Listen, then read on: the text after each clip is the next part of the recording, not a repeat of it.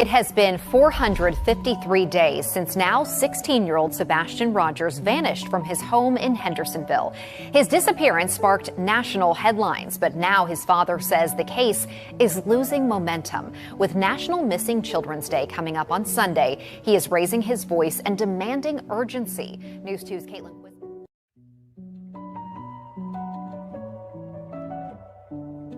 I went and talked to neighbors, and every single one of them, every single one, welcomed me.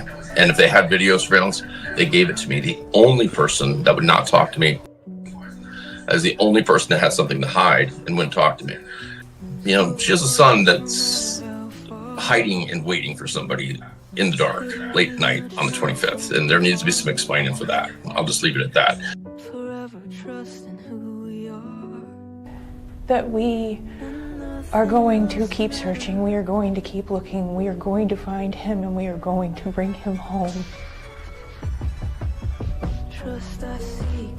Since we first aired the video last month, authorities have said no evidentiary value? It is of no evidentiary value. It is of no evidentiary value. Can you tell me what those lights are? No. Why? Because the investigation remains ongoing.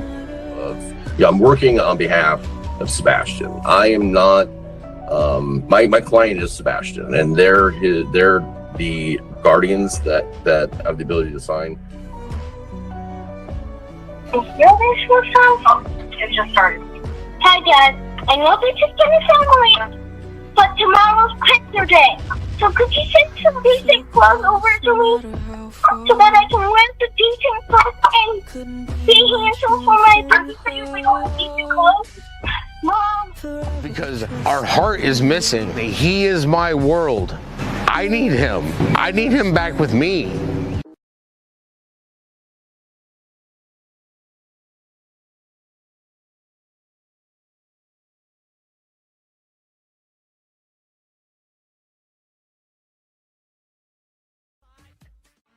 And I would just say, it's much to bear and you don't care, and I won't play alone.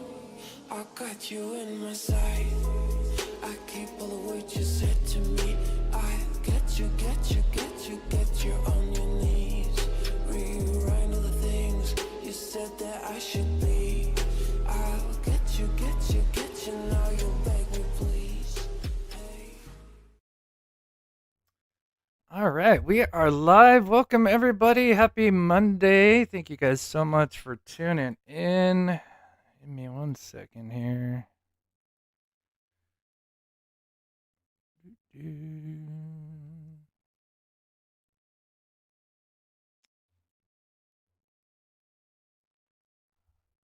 All right.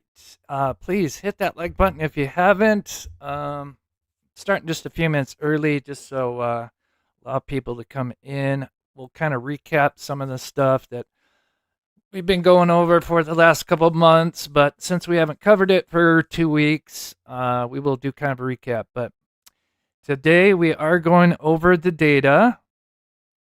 I know I've been kind of promising this for a couple weeks now, and I do apologize.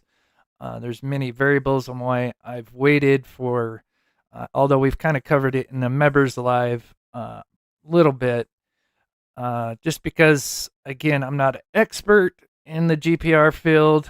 I do understand a little bit on how to read the data, but again, very minimal, because luckily we have somebody in our group that works in this field, so I only learn from the best, but still that doesn't make me anywhere an expert in that field, but I do understand it enough to kind of go over it, and there are some very interesting stuff in this data that I think you guys will find interesting when we get to that point. But again, thank you to everyone being patient. Again, I was hoping to go over it by this weekend. I completely forgot it was Super Bowl Sunday. I was going to kind of aim for Sunday because Saturday I was kind of having some stomach issues. But here we are, Monday, and we're going to cover it. So, yes. Let's see here. We did on Thursday, was it Thursday or Friday, cover a little bit on the green hoodie person, their possible identity and their height.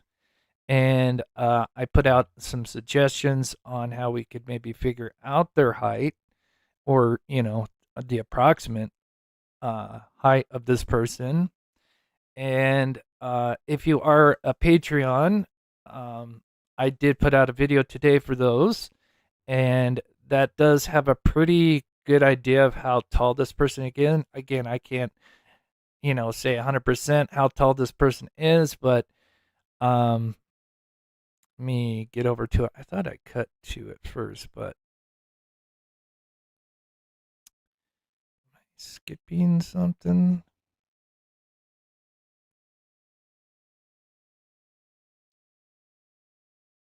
One second here. Did I put it after this? I did. Okay. I meant to talk about it in a bit. All right, but we'll just talk about it now. That way we can knock it out of the park. Let's see. Oh, wait. What was the paper under the table at Texas Roadhouse? It wasn't a receipt. That's a good question. I'm not sure. I know Voices of Truth. I know they cover that really well. The footage. I don't know. Maybe they have an answer in the chat. Is that at their table, you mean?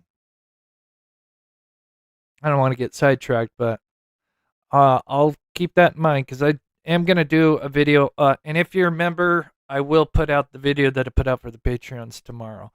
But anyway, just because we're already here talking about it, I meant to put it a little bit further in the live. But anyway, I just put out some suggestions, such as, the bricks. Again, these are just out of the box thinking as far as trying to figure out the person's height. Because I know allegedly there's been a lot of different channels. I don't want to say a lot, but certain channels out there covering it. And again, I'm just putting in my 2 cents. Doesn't mean I'm right any more than anybody else. It's just an opinion. But one idea is, because we know the height of Sebastian, and I know we're here to talk about the GPR data, but I just wanted to cover this because this is what I put out for the Patreons, and I'll have for the members tomorrow. But one thing I thought of during the live on Thursday or Friday last week was Sebastian did walk in the same path that Green Hoodie did. And if we know the height of Sebastian, and he walks in the same path as Green Hoodie, and we have a static camera, meaning this camera doesn't move, in theory, if we just overlaid the two people when they cross, 2 points, even though they kind of come from 2 different directions, they still more or less hit the same spot, right? Right where Green Hoodie's at. We just saw Sebastian walk right in that exact area. As we see here, he's going to walk, they both kind of come slightly different directions, but they do step in that same core area. And so basically what I did in the Patreons, which I'll do in the members, is, as you can see, I faded him out. Now, I'm not going to show it here, but we'll probably go over it maybe like Wednesday's live or something. But I can say by doing that, at the very least, they are the same height. Possibly one person is taller, but yeah, for the members and Patreons, you guys will see that first. But I do go over that and basically overlay them in the same spot. And again, that doesn't mean it narrows it down like 100%, but I would say it is. Green Hoodie definitely appears to be a little taller. And yeah. And knowing that Sebastian is 5'5", then of course you just kind of deduce how much taller it looks. Again, with the camera being a little bit taller, it's not head and shoulders length or height. So obviously the higher the camera and the more angled down, if you had a person standing, one person 5'5" and one person 5'6", if you have a camera that is like 10 feet tall or 12 feet tall, angled down at them, they probably would appear to be about the same height. And of course, the taller the camera, the higher the camera gets, the more that the distance of their heights to two people would just look the same. That's just point of view, but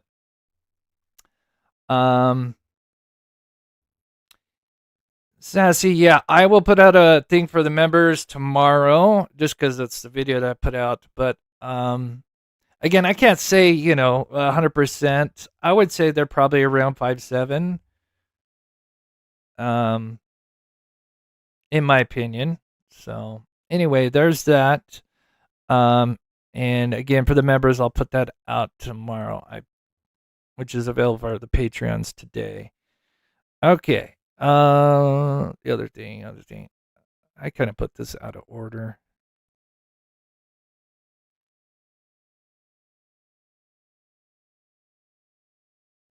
All right. Update on the funds and what's going on. We'll do that next, and then we'll move into the data. Of course, we'll kind of go across, show how we got to the data, and then we'll go over the data itself.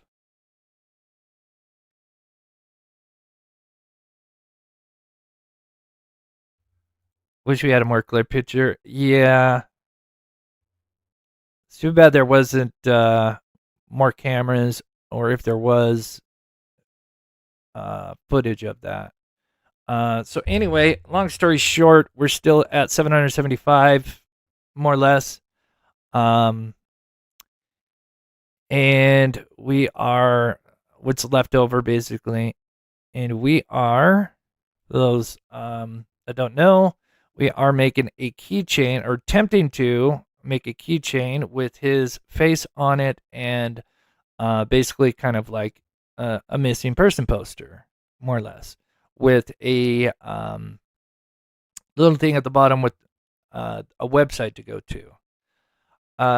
Now, we've been doing this for what feels like a month now. I don't think it's been that long, but it's been at least 3 weeks. And we've had we were at like the final stage. It's pretty much ready to go into development. And then yeah,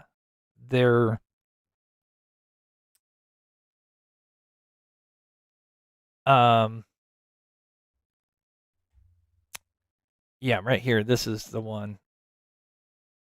They had issues with us having the law enforcement thing on it, which is a bummer. Apparently, they don't like it if you have some kind of law enforcement number on it, anything to do with law enforcement. So we are trying to do a workaround on that, and we're also trying to get any other issues from their law side of it, to make sure that there isn't any issues before it goes into development. So apparently, we can't have anything that says any kind of law enforcement number or website. So we are trying to our next workaround, and we're just waiting for a response. And the response I just showed you here is what we got today.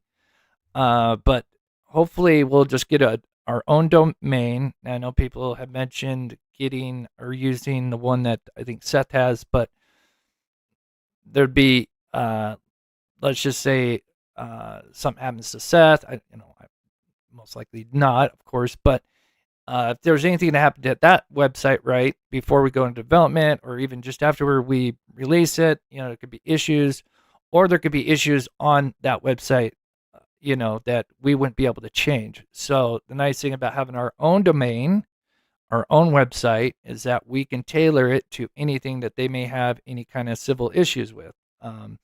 So that is why we like to get our own domain.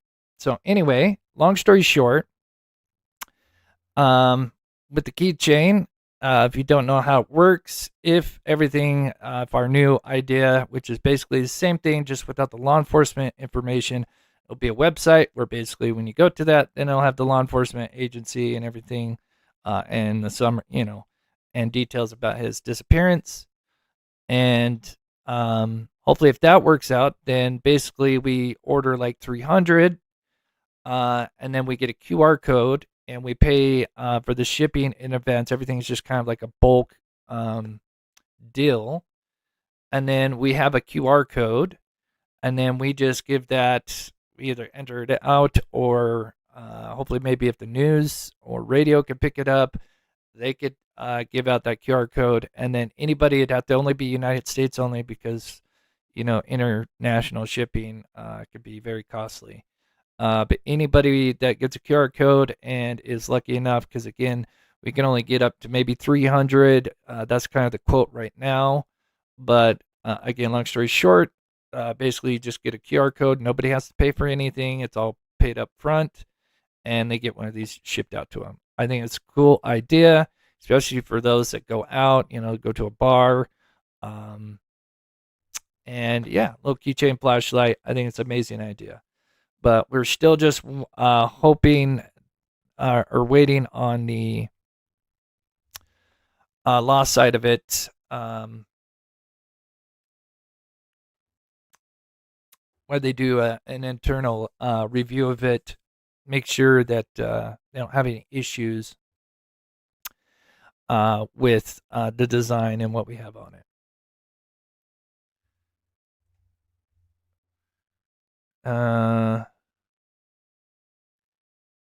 Gypsy, that's a great question. We are looking at other potential.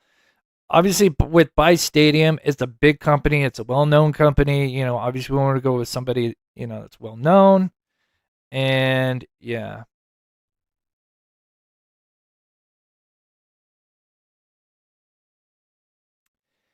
Yeah, we're gonna find out, Rachel. And I'm sure many people probably have some great ideas in chat. We're they're supposed to give us like a big response of all the like do's, cans and can't, do's and don'ts or whatever on the design, and that's why it's taken a little bit. It's a bummer that we had to wait until just before it went into development for us to have a snag, but again, it's just one of those things. But if we can get the workaround, which I'm pretty sure, I don't think, having like a website, please find Sebastian.com or something like that. And then from there, it's got, all the information. And then, of course, TBI, FBI, whatever can be put at the bottom in that website. Then if they don't have an issue with that, then we should be golden.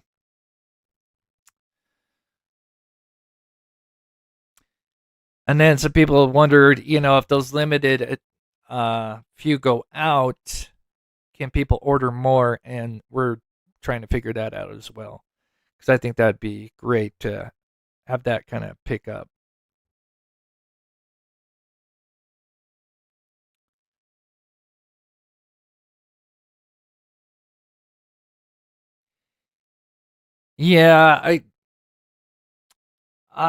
Yeah, again, it's above my pay grade as far as what they're allowed and or not allowed to do.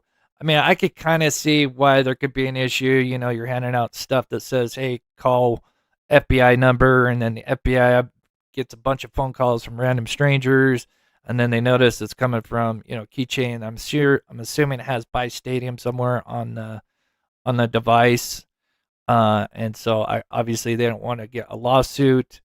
So I could understand that, but I would hope that they understand the situation that that we're in and what we're trying to do. That's why it's taking a little bit longer.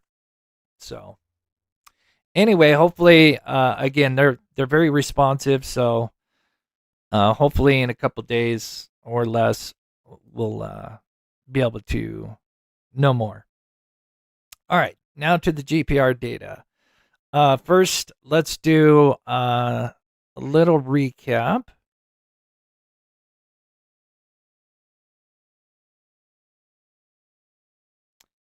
And I know the Texas Roadhouse is a big topic of discussion. we may jump back into it Wednesday and just kind of go all through all the kind of persons of interest named. Happened to Sebastian. And when I mean named, I mean kind of like behind the scenes. Is highly debated, but what I have where I'm sitting. All right.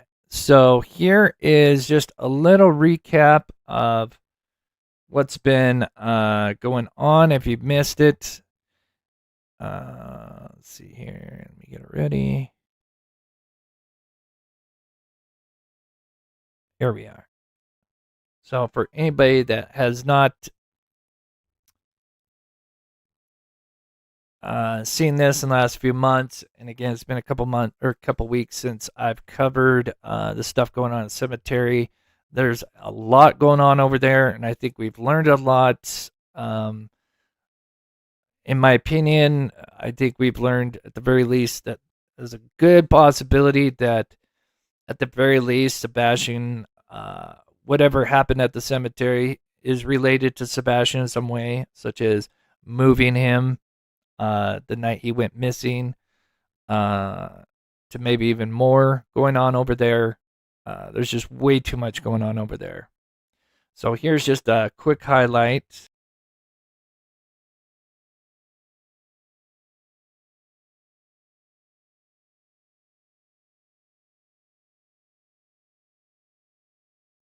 One night before, 15-year-old autistic teen, Sebastian Rogers, suspiciously disappeared. Approximately 500 yards away, just beyond the construction site, a bright light was captured on surveillance.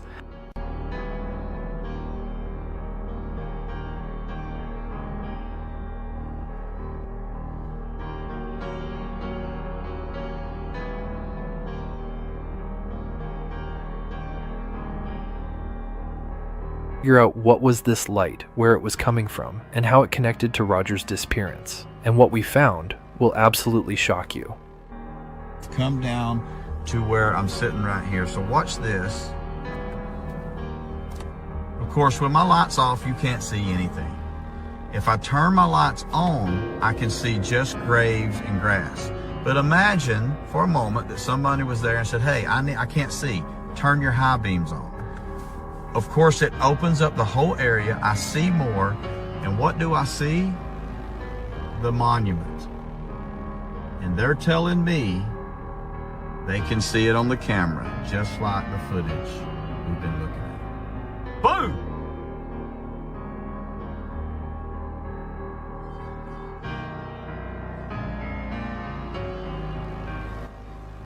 Sebastian Rogers was last physically seen on camera leaving the Texas Roadhouse with his mother Katie Proudfoot on Feb 25th. Whether he actually made it home that night is highly debated, but what I have recently discovered on surveillance from a nearby camera in Rogers' neighborhood could hold the answers to what may have happened to Sebastian Rogers. Sebastian Rogers' home is located here. The surveillance camera that captured the suspicious activity is located approximately here, with two cameras pointed towards the east, overlooking the construction site and further. The suspicious activity seen on these cameras took place here at this cemetery and also school.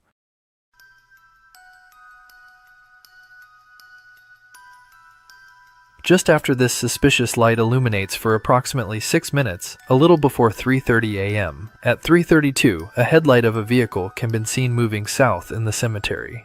This would not be the only vehicle seen that night. Another vehicle is seen at 3:45, and just 4 minutes later, another headlight is seen at 3:49. Although there is two cameras that overlook the entrance to the church and cemetery, as of now, there is no sign of these vehicles seen, entering or exiting, the only main entrance to the south.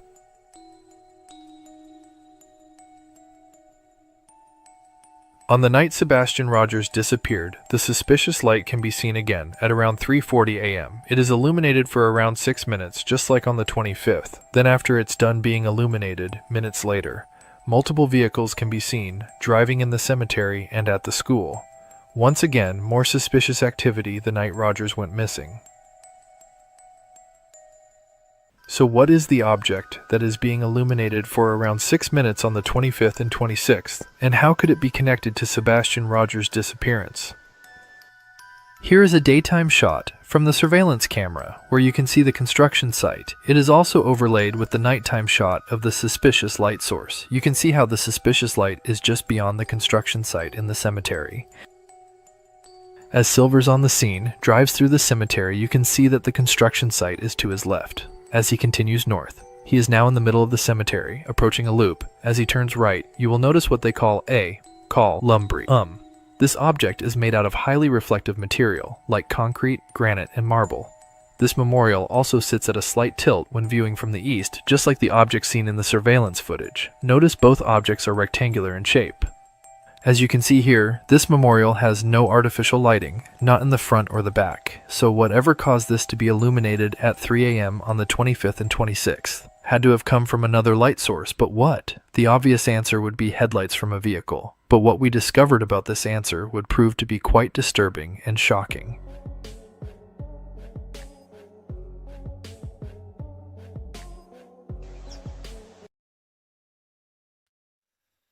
Okay.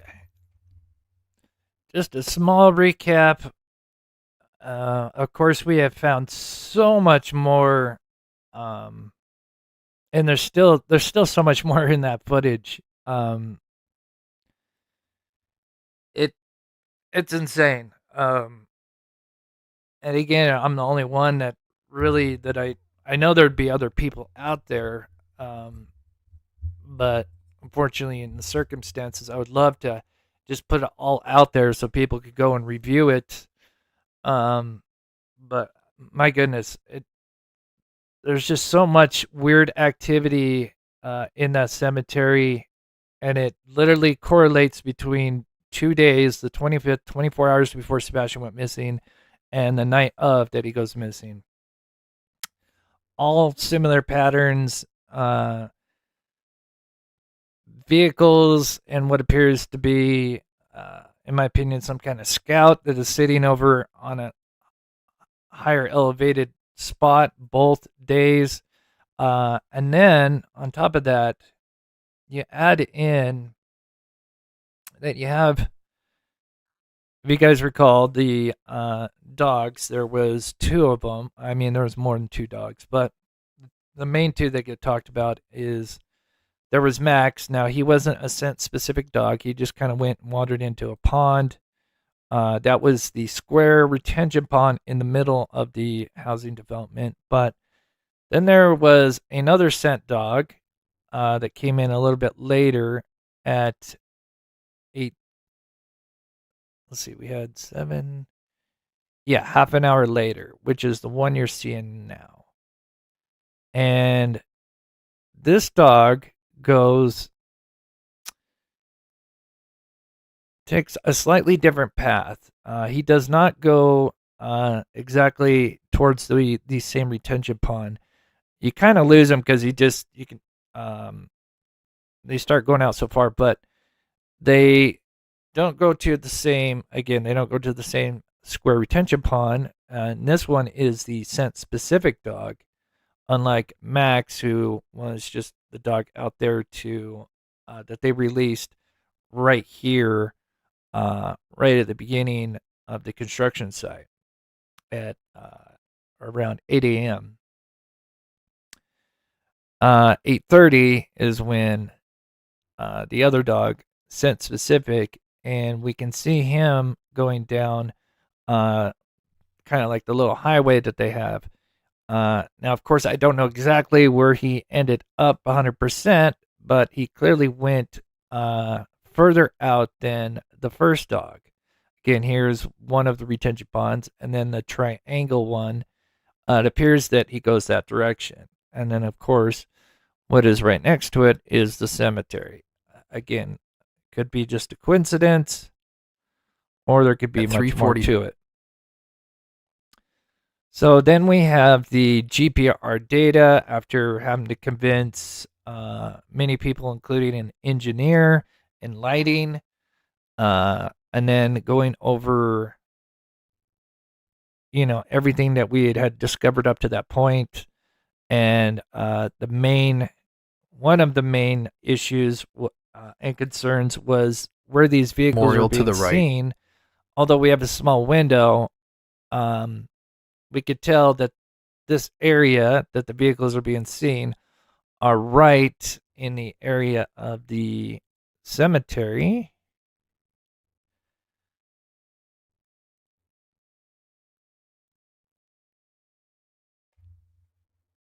At the Texas Roadhouse. Oh, no. How did I get Fredericktown?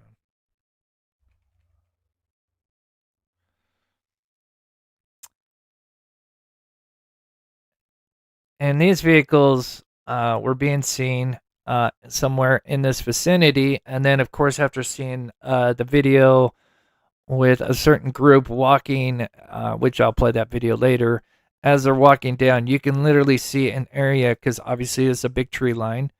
But there is a window where the trees are less thick. And it just so happens that in that area was a person that was buried approximately a week before Sebastian went missing.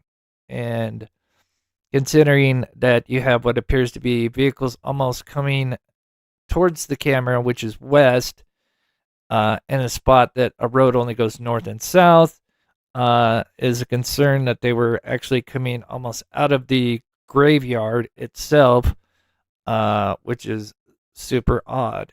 And then you have at least 2 vehicles in that area, and this is just on the night before he went missing. So we did wonder, could they have gotten, maybe they knew that a freshly grave was there and knew that the soil would be soft and easy to kind of unfill. And remember, a lot of times, at least in this graveyard here, they don't just put the sod on. I don't know exactly the exact details, but it appears that a lot of times they use straw.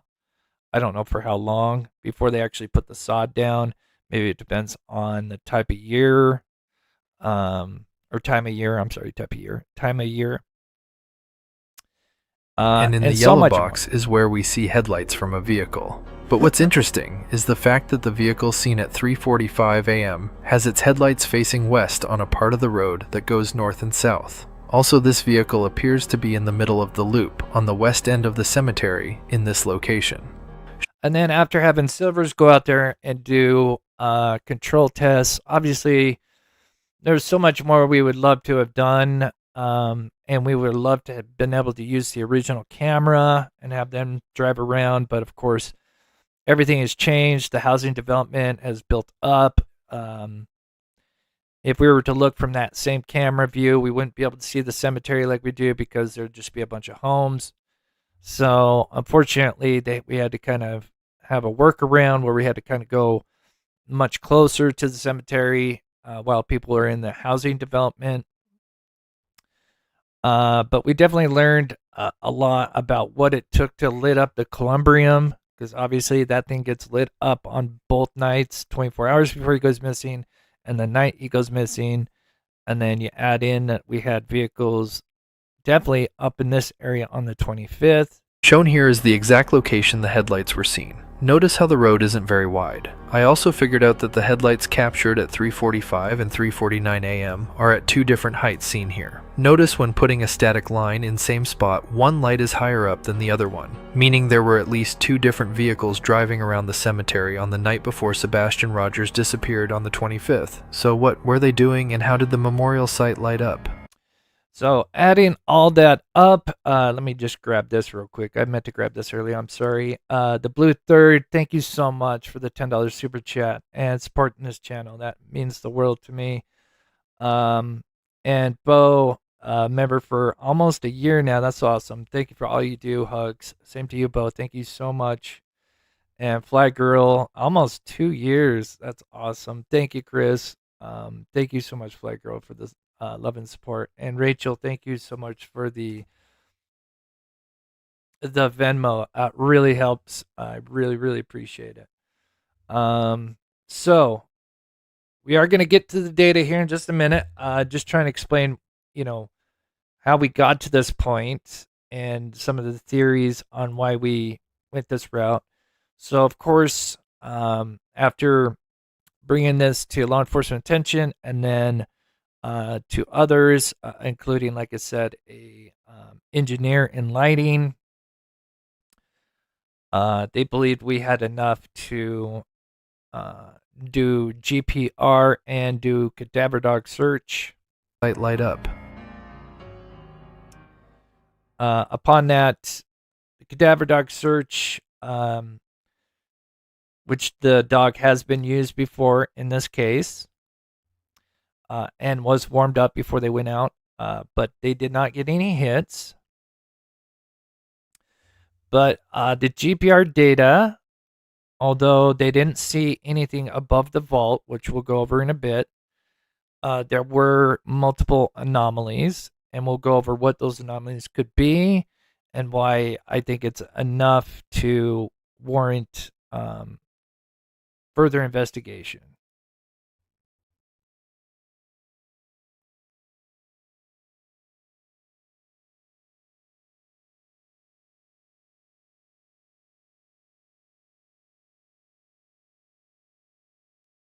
Just reading chat real quick here. Oh, thank you guys. I appreciate that. It's crazy that we're coming up on 2 years. It's insane. Okay, so One night.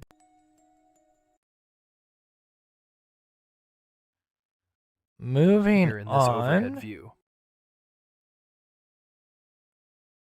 Of course, there's so much going on in the cemetery and possibly the school, but definitely in the cemetery. Before we put, I'm gonna play one more highlight. Again, this doesn't have everything that I've recently discovered because there just continues to be more and more.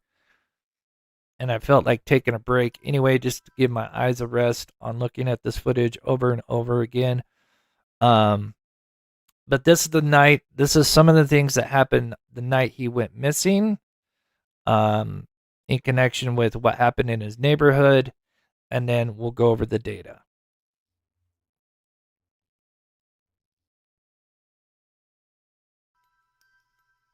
Before we put all the pieces together, let's go over the night of the 26th. Sometime around 3:10 a.m., the suspicious flashlights in Rogers' neighborhood are seen along with an unknown vehicle doing a 3-point turn. Not long after, activity at the cemetery begins to happen, where we see the memorial light up again for 6 minutes. During this same time, we then see a vehicle at the school near the stadium, first heading north at 3:47 a.m., near the same time the memorial is just beginning to fade out, seen here in this overhead view. A few moments later, we then see that same vehicle head south at 3:49, just minutes after the memorial is no longer illuminated.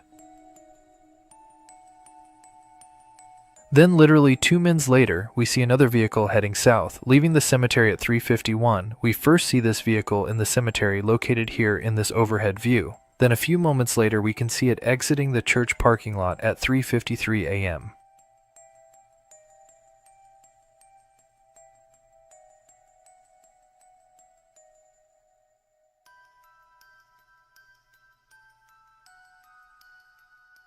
This vehicle was seen on 2 different cameras exiting the church and cemetery. Keep in mind, this is the only time we have seen a vehicle enter or exit the church and cemetery around this time frame on 25th and 26th.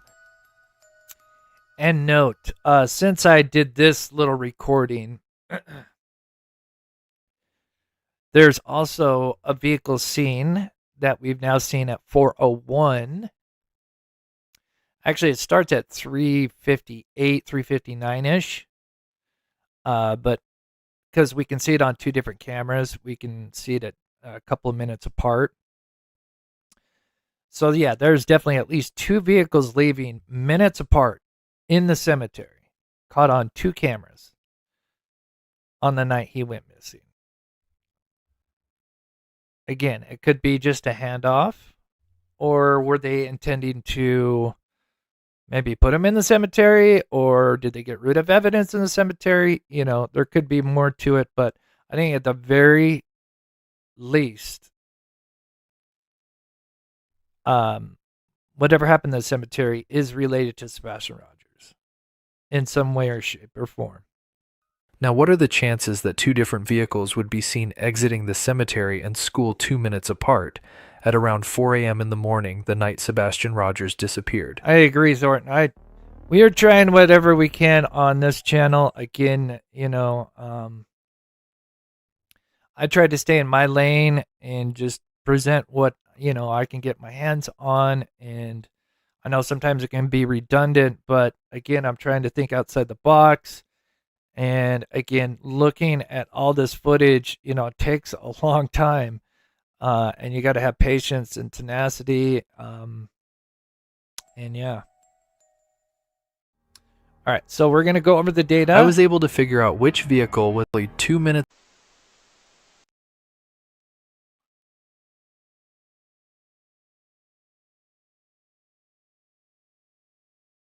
Oh, one last thing.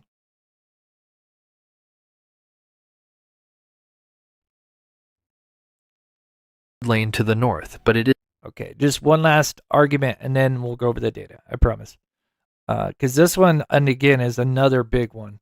So this is the night before he went missing, and this is still. And I'm again, like I said, we have 2 cameras looking at the entrance. Again, there's really one main entrance, and then you have this private drive at the north. But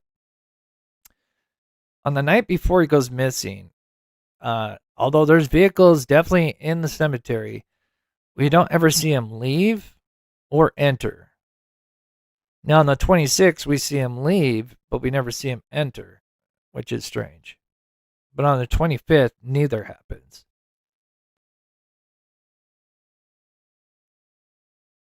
And then while we do that, I'm going to the other major thing, get the data ready as well. I mean, I have it in the presentation, but I'm going to probably pull up Paint Shop so that way I can zoom in, because I know probably some people would like to see it up close.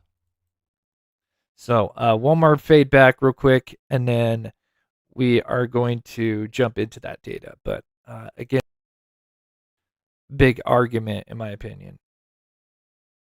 To note is there is no sign of any vehicles entering or exiting the cemetery or church on the 25th. There are only 2 entrances, the main one off Long Hollow Pike, and the only other one is off Ward Lane to the north, but it is fenced in and has a gate with a lock. It appears these vehicles likely entered off Ward Lane, or somewhere off-road, like between school and cemetery. This also adds to the mounting evidence of nefarious activities.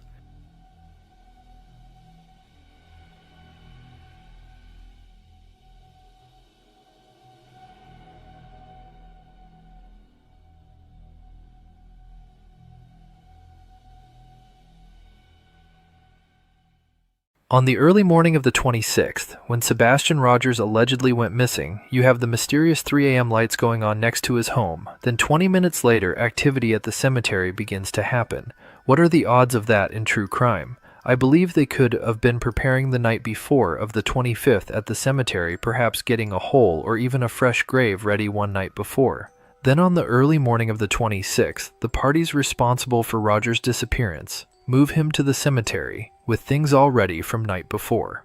This would make sense as to why the timeline and order of events lines up with what we've seen in this overhead view.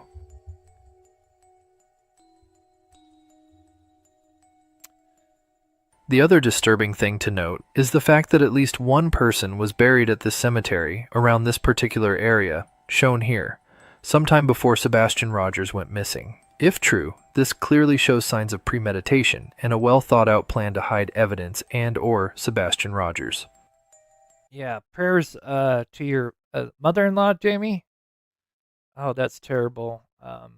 I've had some hip surgery. I've had screws put in my hip. Not fun. Not fun.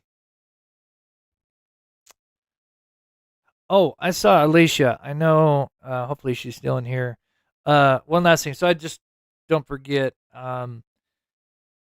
We're adding more pet pictures. So Alicia, I told you to kind of wait until I said to send them in. So if you want to email me pet pics, if you can, just send the picture of the pet. And again, this is for members only.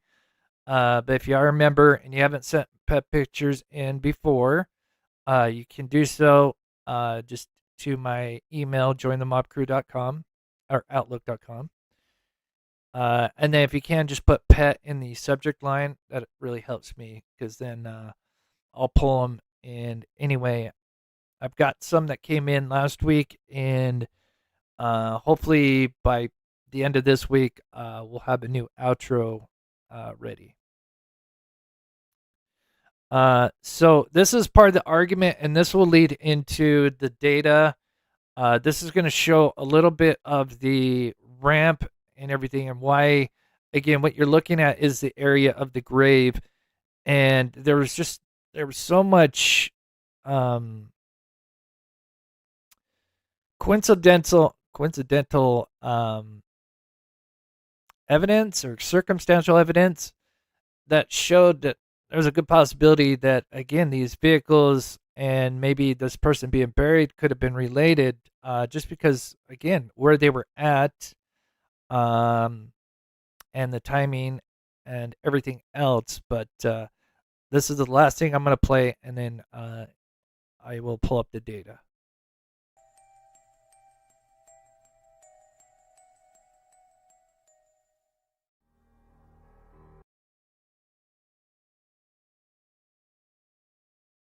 Stadium, first heading north at 3:47 a.m., leaving the cemetery at 3. So how do these puzzle pieces all fit together? First, we have to look at where the suspicious vehicles were seen on the 25th. Just after the memorial is lit up for 6 mins, we see a vehicle leave heading south at 3:32 a.m. It's possible this vehicle was the one to use its high beams to illuminate the gravesite, as it was positioned east in the middle of the loop here, and in the process accidentally illuminate the memorial, perhaps using its lights to illuminate an area to prepare a hole or a grave. Then this vehicle leaves.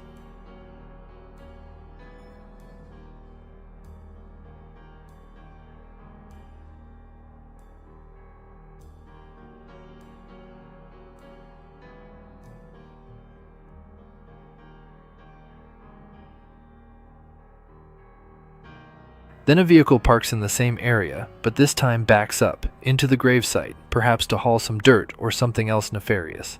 Then when pulling forward to turn south, we see 2 headlights. Unlike the other lights we see, it's clear there is 2 balls of light, meaning this vehicle is likely facing west, in an area it shouldn't be unless it was backed in. This vehicle then goes south around the loop.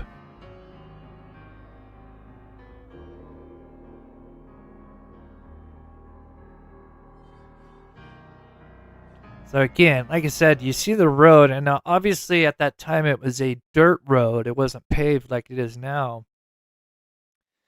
But there isn't a lot of width. I don't think you could get 2 cars side by side. It's really just a one-laner, obviously.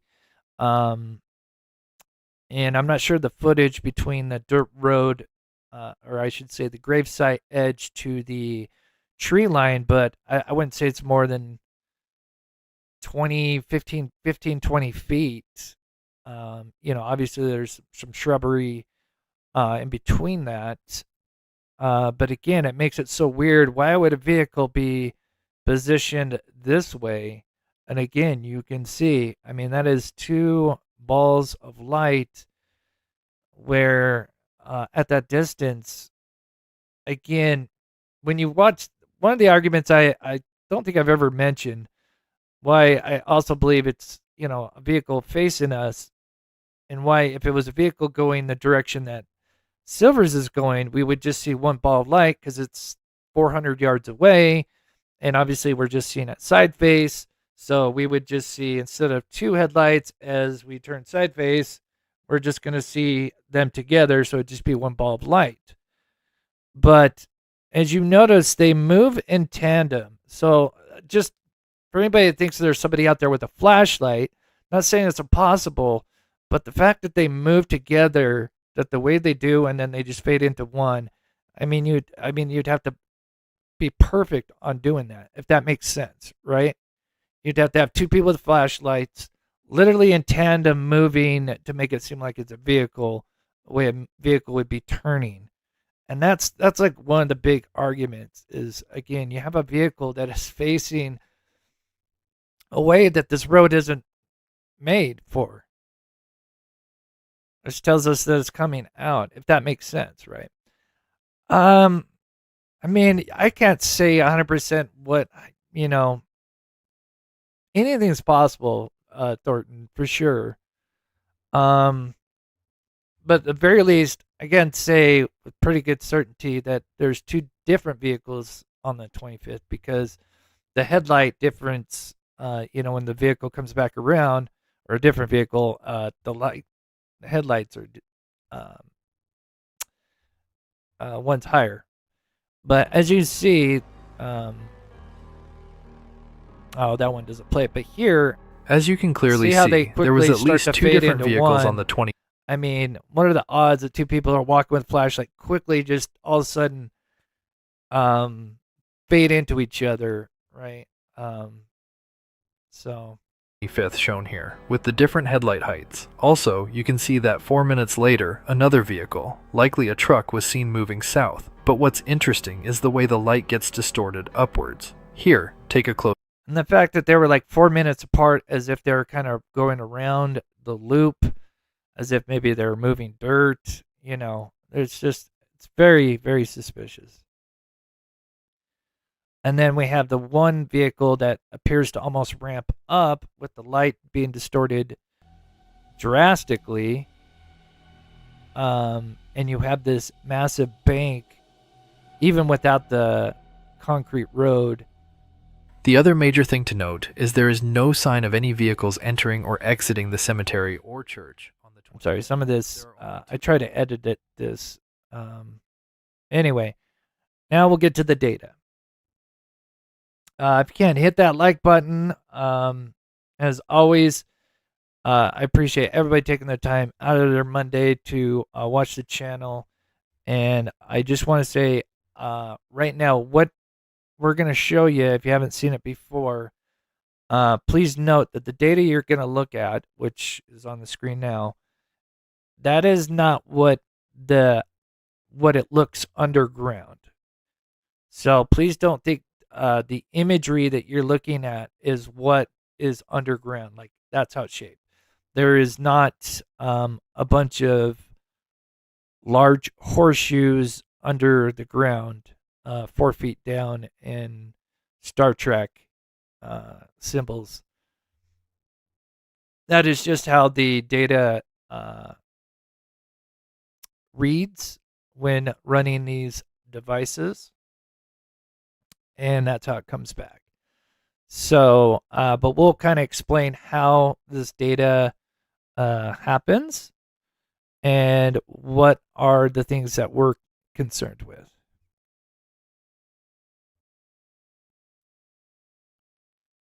Let's see.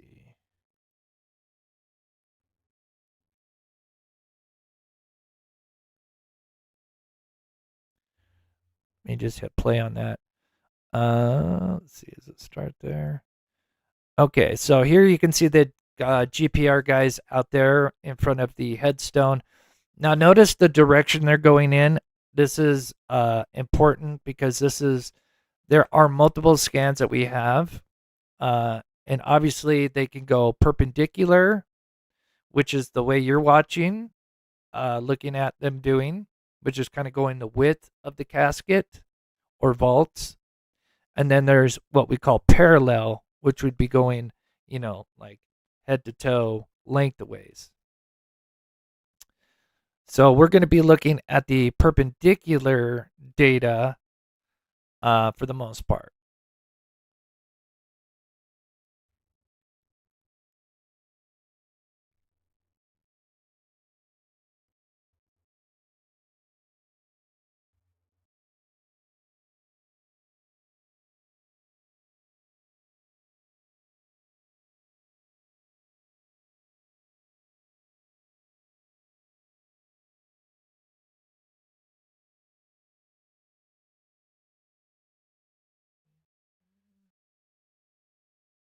Okay.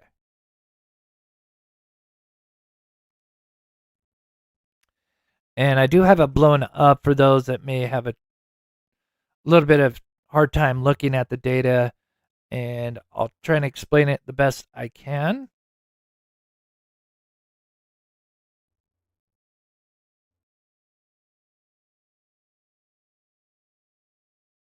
Oh, interesting, Joan.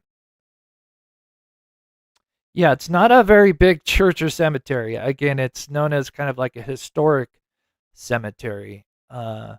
Mainly the locals back in the day that went to that church were buried there.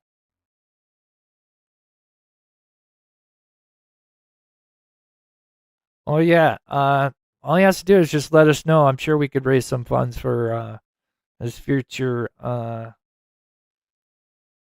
jammies. Anyway, love a little snarkiness.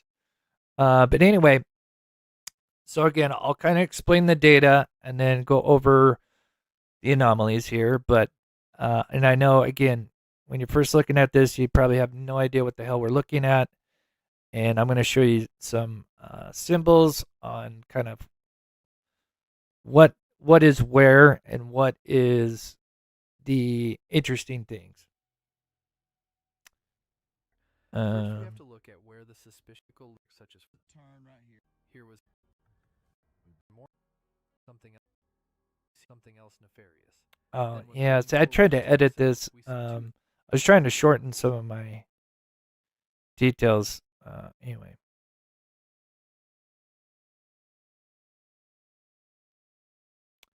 Let's see. I think it starts at the 46-minute mark.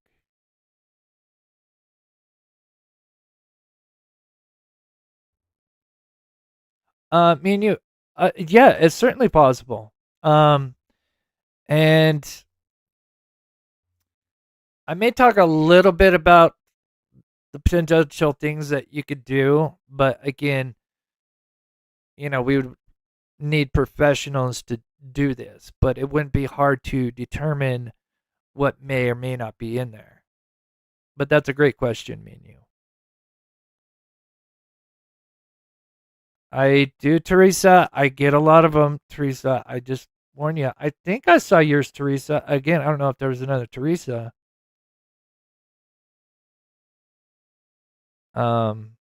Yes, I do. But please be patient. Sometimes I get like 50, and then sometimes I get 3 of them. So please be patient. I do try to respond when I can.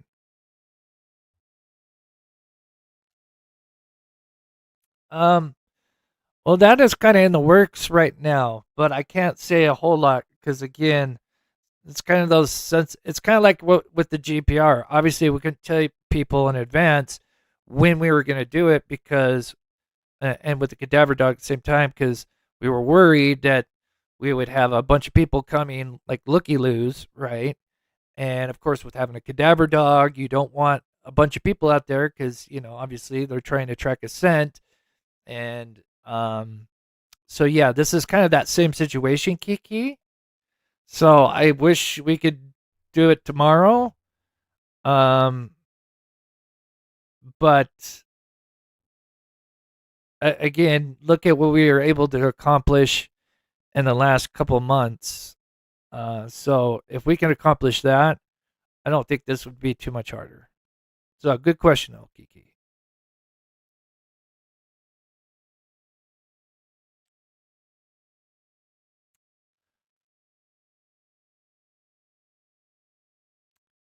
Okay, yeah, I've seen a few, Teresa. Maybe sometimes I'll read them and I just don't respond because I all of a sudden something else happens. So,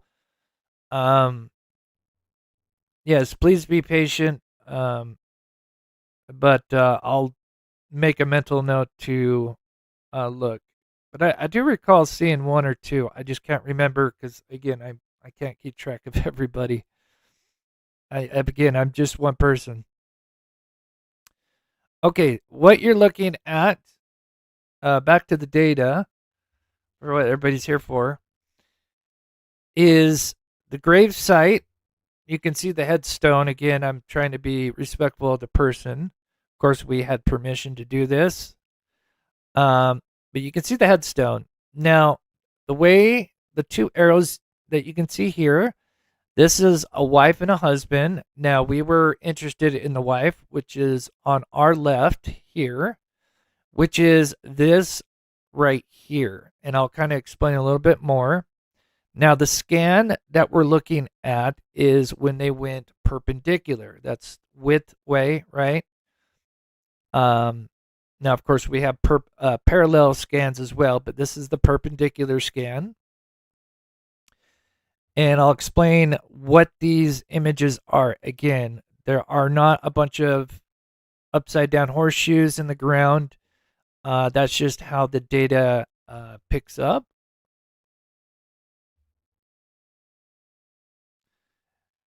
Yeah, yeah, it would be nice.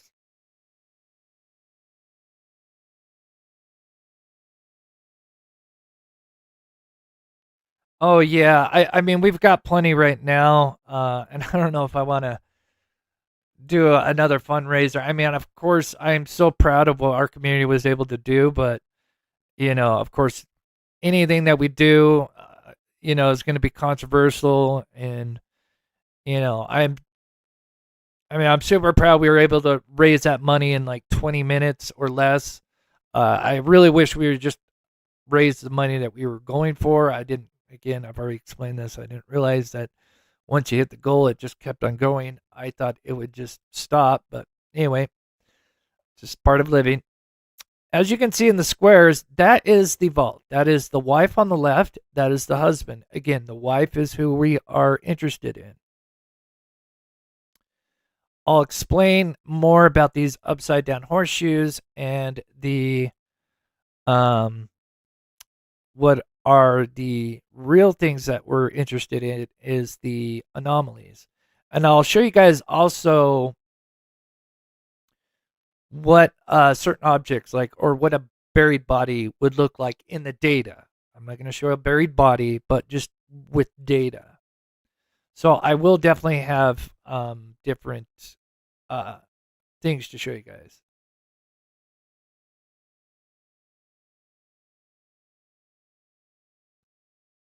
Oh, thank you, Rich. I appreciate that. Again, sometimes I'm on top of my emails, and then sometimes it's just it's a roller coaster. Like nobody will email me, and then you guys, I guess, get all behind the scenes and go, all right, let's all email them at the same time. Anyway, all right. So how it works and what we're looking at, and then get to the real meat and potatoes of this. So when the GPR team is going over, let's see, let me use this one. Too big.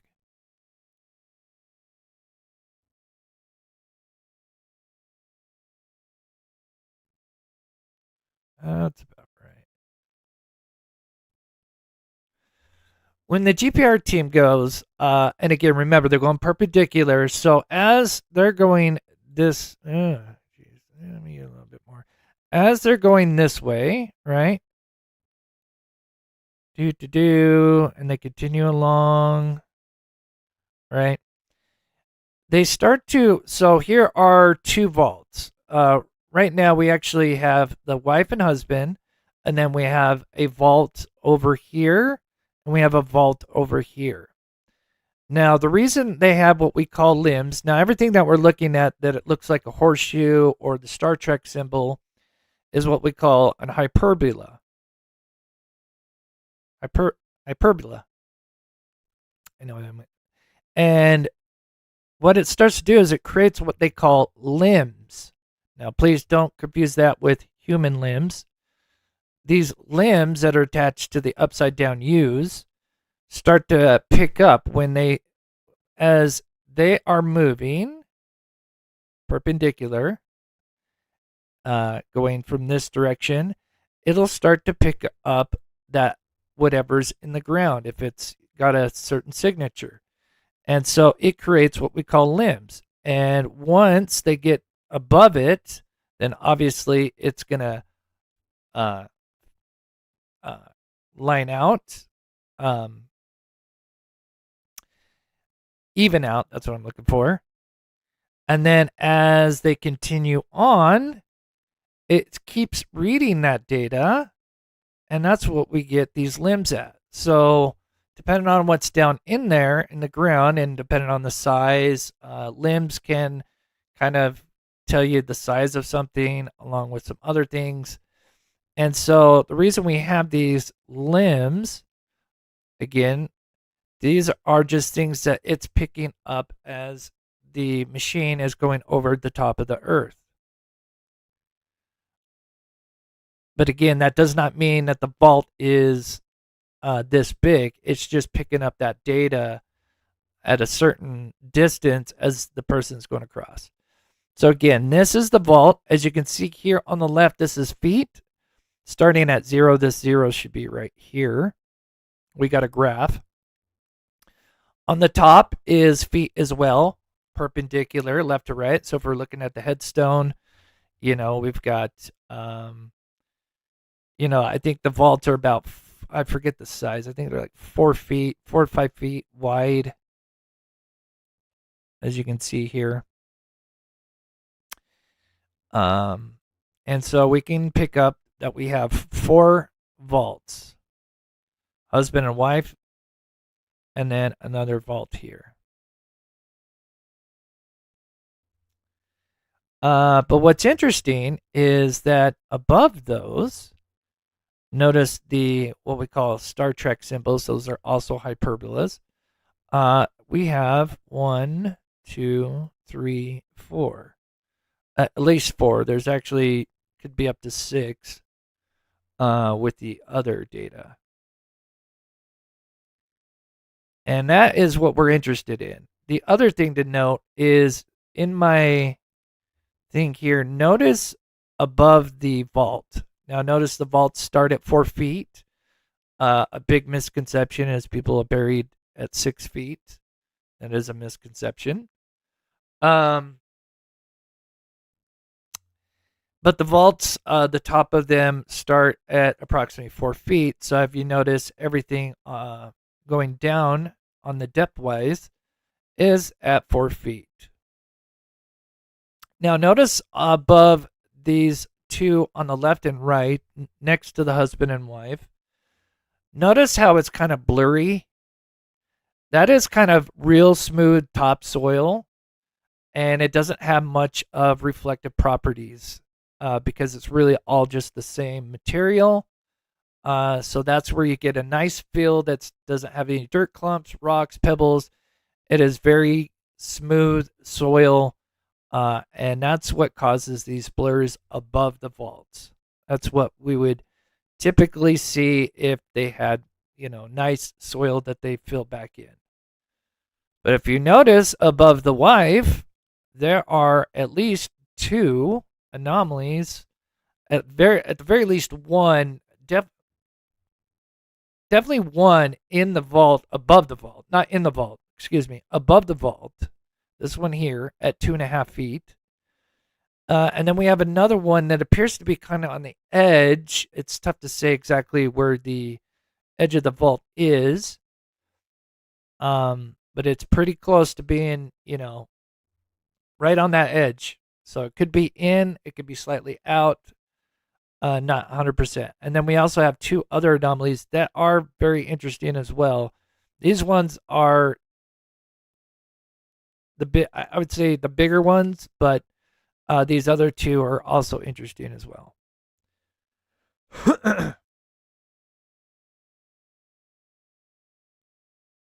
Oh, thanks, you crazy bird. I appreciate that. That does help if you could hit that like button. But yes, I do appreciate everybody again being in here, and hopefully you guys get something out of this. But I will show you guys what data looks like for a buried pig, a buried body. What does rocks look like? What does different objects look like, and why we're so interested. As you can see, the ones that we're interested is this one here, the kind of the Star Trek symbols, and especially the ones that are near the vault. And they could have buried something next to the vault, right? That is just plausible. If you notice, there's not really other Star Trek symbols like it with the same kind of limb size. I mean, there's a little bit of noise over this way, but it's nothing like what we see here. And then, of course, to the left, there's nothing really. That's why when our expert looked at this, not saying that they say that they believe that 100% there's something foreign that's unexplainable, but they do believe that this definitely warrants further investigation. And I'll show you guys more data and why we are concerned with that. Yeah, it'd be cool to hit that 100. I need to do more short videos. That's where you get, a lot of the subscribers. So that's kind of on me. But, oh, man, that would be so cool to get that plaque. 4 years, been doing this. So, one more time, that's the wife grave. And me just highlighting the anomalies. And again, just for anybody that's coming in, what you're looking at is not what it looks like in the ground. If we were to dig 6 feet down, and put a window, and this is just how the data comes back, and then you have experts that are in that field, which we are lucky to have one who can interpret the data.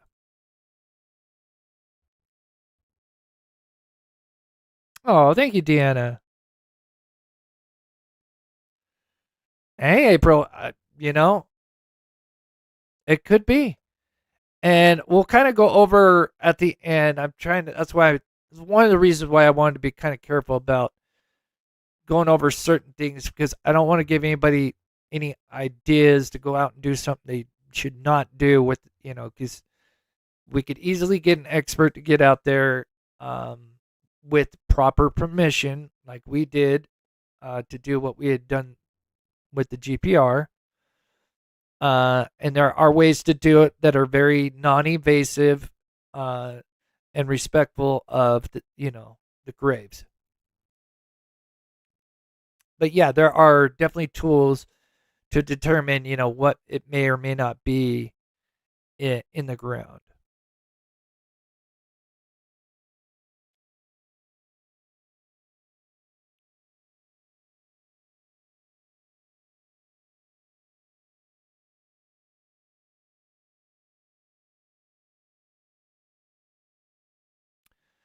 Sorry, just looking at chat there.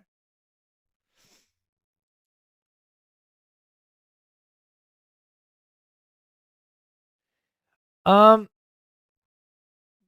disturbance. That's where Rachel. That's a great question too. That's probably where the expert would probably. That's where probably I'm limited on what I want to be very careful on what I say, because I should reiterate, please, everything that I'm saying, please take with a huge grain of salt, because again, I am not a GPR expert. I have seen this data before. I've worked with Carolyn, on another case where we did ERI, which is kind of a similar thing with GPR. It's the same type of thing, just using a different way to read what's under the ground. Here you can see they have these different numbers for reflective properties. And sand, obviously, because dirt, that's what we're working with, has a reflectivity of 5. Or, I guess, dielectric permittivity. Permittivity. Say that 10 times fast.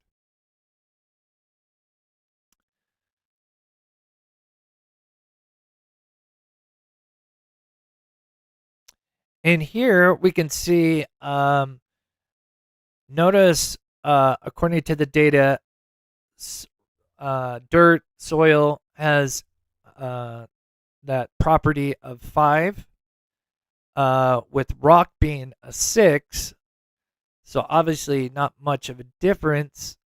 So apparently it's 5% reflected, and you would get something like this.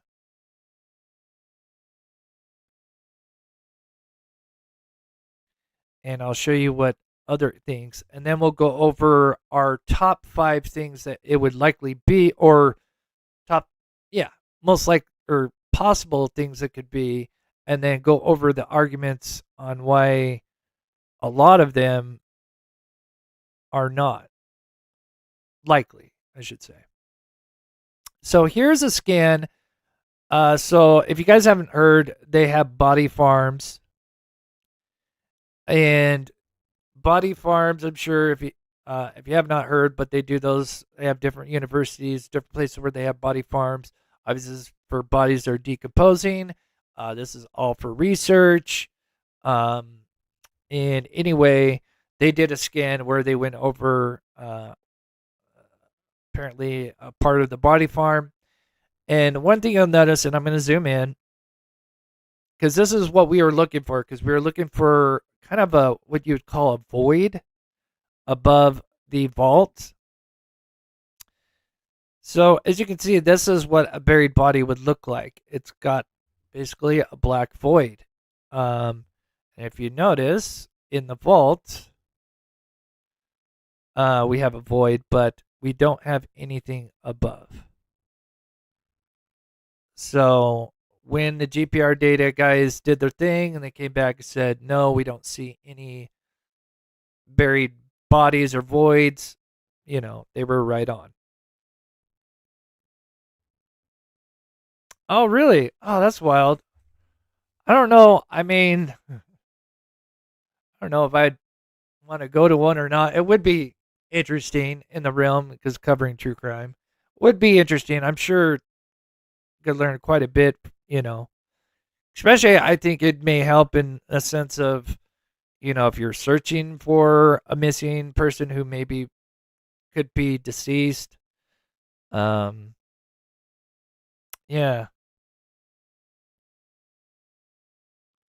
Oh, thank you, Carol. Oh, that's so sweet. Thank you. But anyway, so there is a buried body, and I'll show you a buried pig. So here's a buried pig. Notice the same thing. Now, I don't know if this is multiple buried pigs, but we can see the same thing with the body farm, that we have kind of that black void, where everything else in the soil is pretty much, or in the data, there isn't much reflectivity, and there's nothing else around it.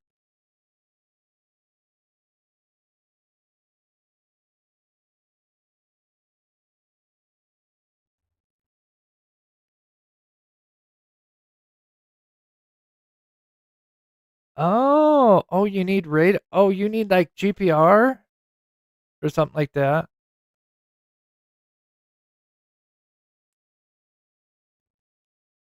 Yeah, unfortunately, it's not cheap.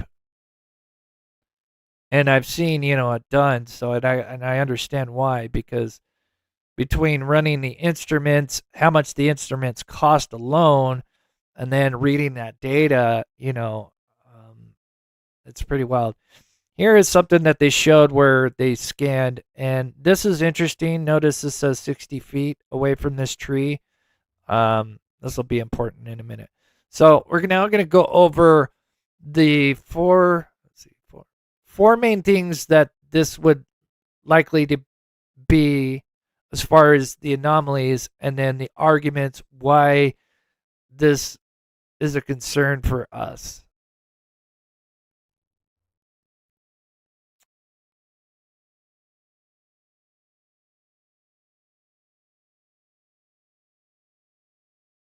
Oh yeah, I wish if I would have known I was covering true crime back in the day. Oh man, I would have loved to go back to school.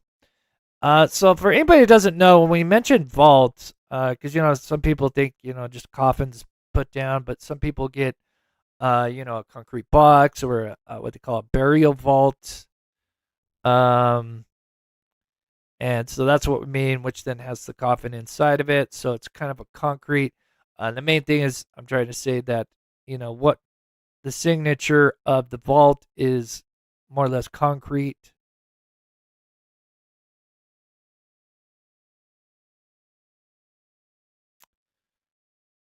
And that is one example of a vault.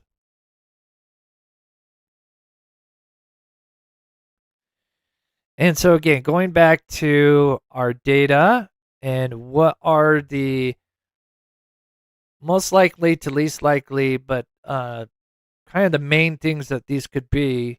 and then the arguments towards them. And this is where it gets really interesting. So again, we have 4 anomalies, three big ones, and again, I'm only showing the perpendicular reading. Again, there's the parallel reading, which also shows at least one more anomaly, maybe 2. I think at least one more.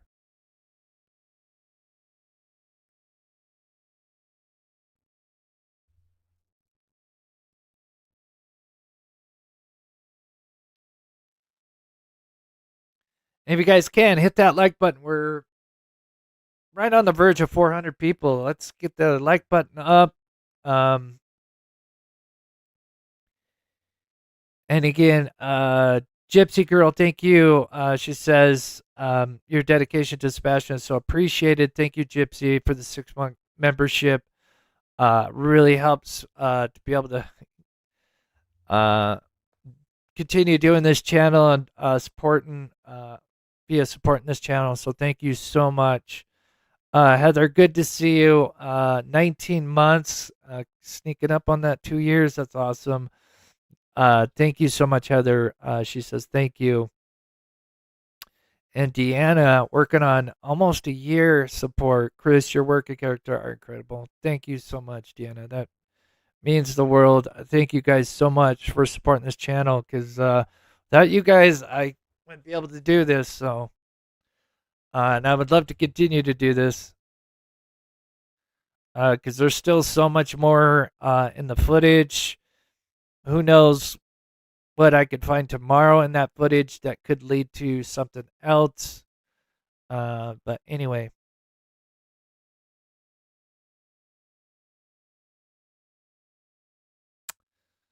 The Four Corners, yeah. I've been to the Four Corners since I was a kid. I was super small.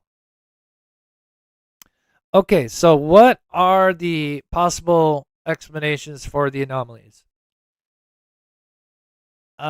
So a big rock, medium to big rock, up to a small boulder. So they're kind of one in the same, because obviously they're both rock. But just give me an example of how the size of this, at least one or two of these anomalies could be. Again, we don't know 100%, but at least one or two of these, because of the limbs, could potentially be fairly big.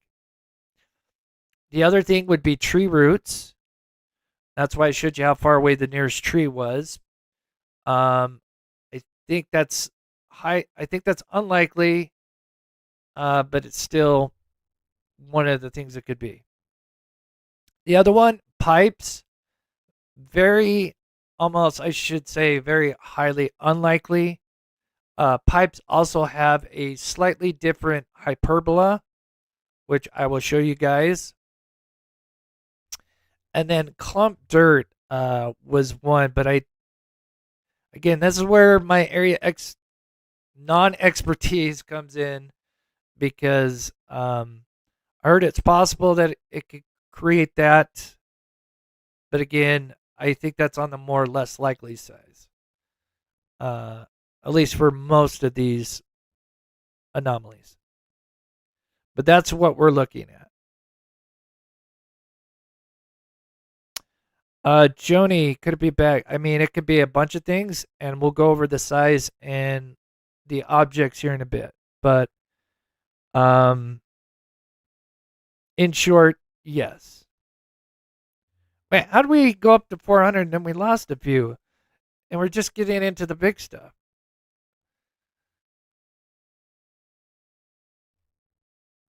Anyway. So now we'll go over, and I'll show you guys kind of like the size of some of these things could be, including these 3 here.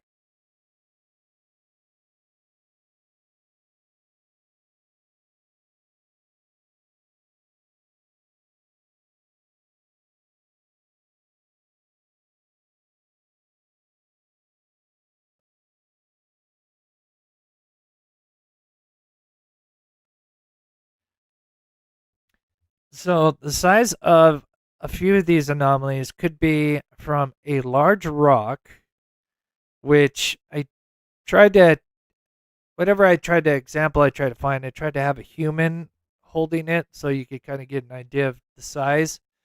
From speaking with my expert, again, we don't know the exact size of a few of these anomalies, but it could be as small as a large rock, which I was kind of hoping to find one slightly smaller, but that's about, yeah, it's a large rock. I would say that's definitely a large rock to a small boulder. But we're talking something from like a large rock, yay big, to up to a small to medium duffel bag. Again, up to. Not saying that is how big this object is, but that is what the size of this, at least one or two of these anomalies could be, from what I understand.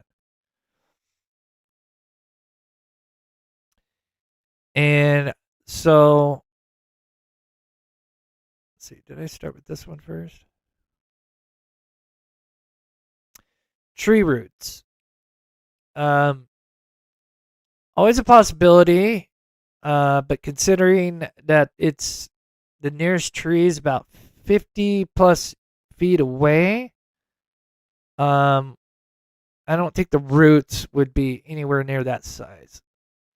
So I would lean towards unlikely, not impossible, but pretty unlikely.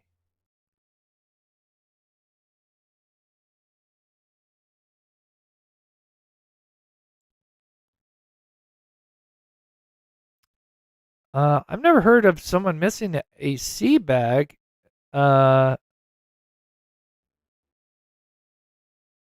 be interesting.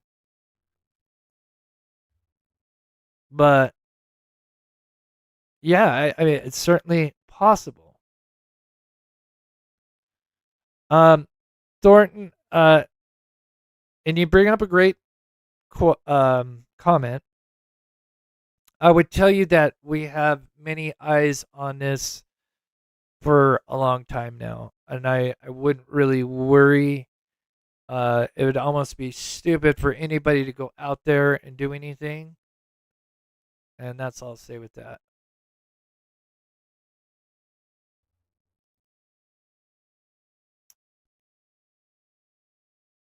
So tree roots unlikely. Again, nearest tree 50 plus feet away. Then the other one on the list is pipe. Now, the GPR team, the people, those guys are usually sent out for different kinds of undergrounds looking for pipes and stuff like that. So they would have definitely told us, especially in the data, or if not there, they would have said, hey, look, we didn't find anything, but we did notice there's, irrigation pipe running through over, which would make no sense. Again, I'm not an expert in cemeteries, but yeah. So they definitely, and notice the hyperbola on the right there.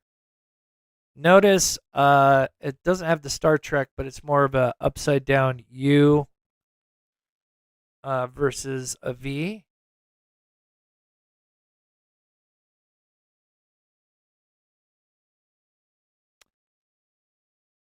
Yeah, what is a sea bag? Is it just a sea bag because it's part of the Sea Org?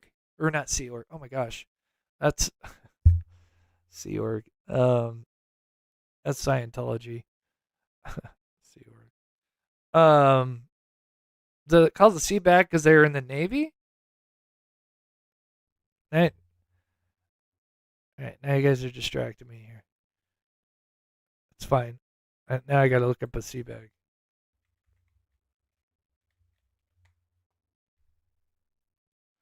Oh, it's a recycled bag. Is that what it is? A recycled bag?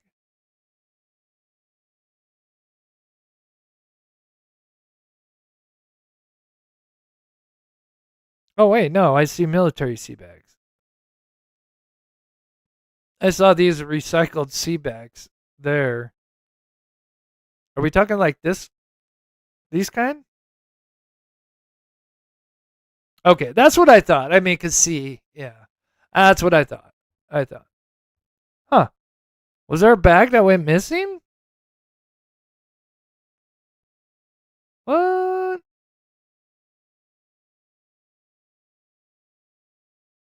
A pickle bag. We got pickle bags and sea bags. Anyway, that's interesting. Hmm.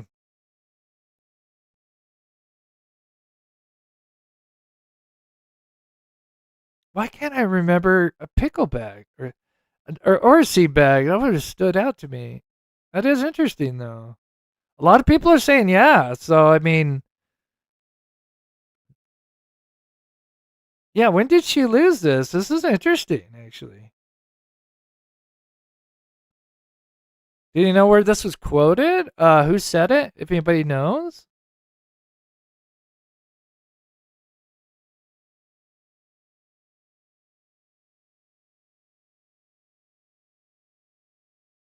Hey, Hindsight says there was never one missing. It was just a possibility. But there is a possibility. So we'll just go with there was a rumor that there was a pickle / she bag. Okay, now I gotta Google pickle bag. I can't believe I'm Googling pickle bag. Good to see you, Carolyn. I hope you're doing well, sweetheart. Pickle bag. You know what I instantly pulls up? There's a bunch of pickles. How did we get to this? Is it for pickle? Pickleball? Pickle bag.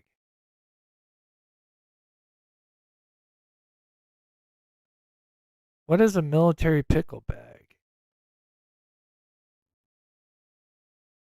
So there was military pickle bag military. Okay, so again, just a bunch of different names for duffel bags. Okay, now that we have our expert, and I know she's got a lot going on. I'm not going to go any more in depth than that. But I don't know if she could answer this because I don't want to put her on the spot either. If you can't answer this, I kind of told them, and again, I was trying to find a smaller rock. Keep in mind, Carolyn, but at least maybe one or more of these anomalies could potentially be something around this size. Correct me if I'm wrong. I tried to get a visual. I think we talked about a small duffel bag. So I used those two as examples, and I kind of said up to that kind of size. Correct me if I'm wrong on that.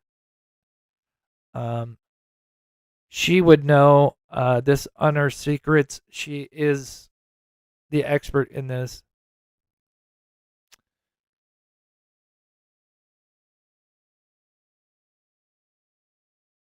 Let's use those high spots. I mean, honestly, in a theory like that, if he was moved around, especially those ones, yeah, because those army ones, I mean, yeah, I've seen those. My dad had one. I mean, obviously, because they're supposed to be used, for camping or whatever. And so they have a little bit of everything in there. So yeah, they can get fairly pretty big. Or not just used for camping, but for military. But yeah. I'm just waiting, and then we'll move on. I'm just curious to see her thoughts on this. I'd feel much better getting her.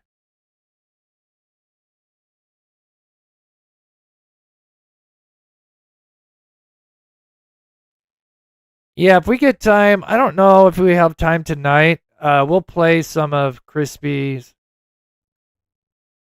It could be that size. Pipes also cause hyperbolas. So something the diameter of a pipe might also cause hyperbolas.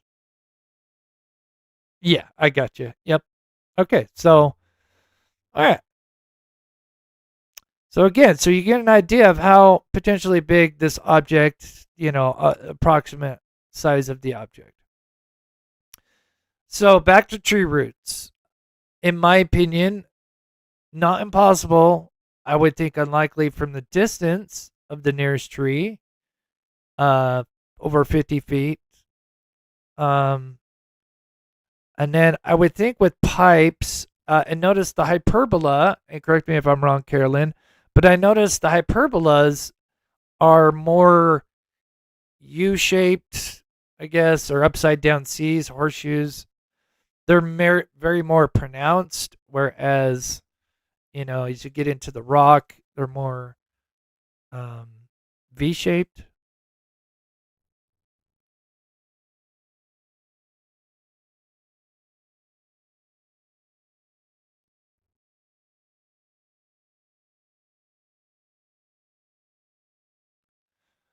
I mean, anything's possible. Anything in that size that I just showed you that you could come up with, it's potential. I think depending on what it's made out of also could be a signature as well. But as you can see, those are, notice the metallic pipe and non-metallic pipe. Notice this one has like a body to it versus the non-metallic one. There's like more void between above and below it. But the thing that I've noticed from the pipes is they're more upside down C's or U's versus what we're looking at, which are more the Star Trek symbol. So again, here are our anomalies. And notice they don't look anything like pipe.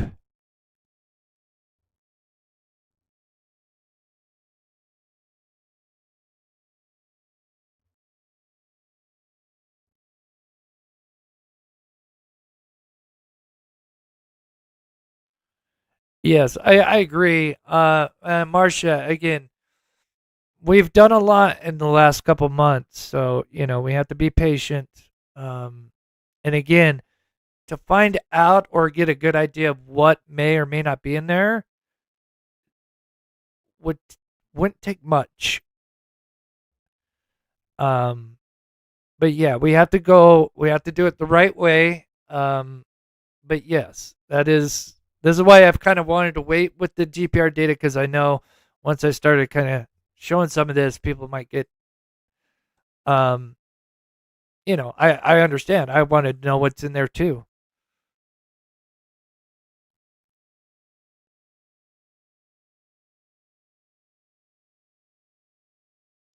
But anyway, so pipes, I would say unlikely, and I'm just seeing what,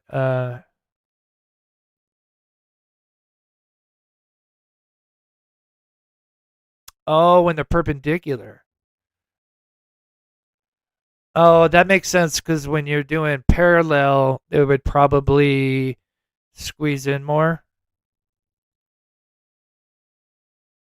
That kind of makes sense.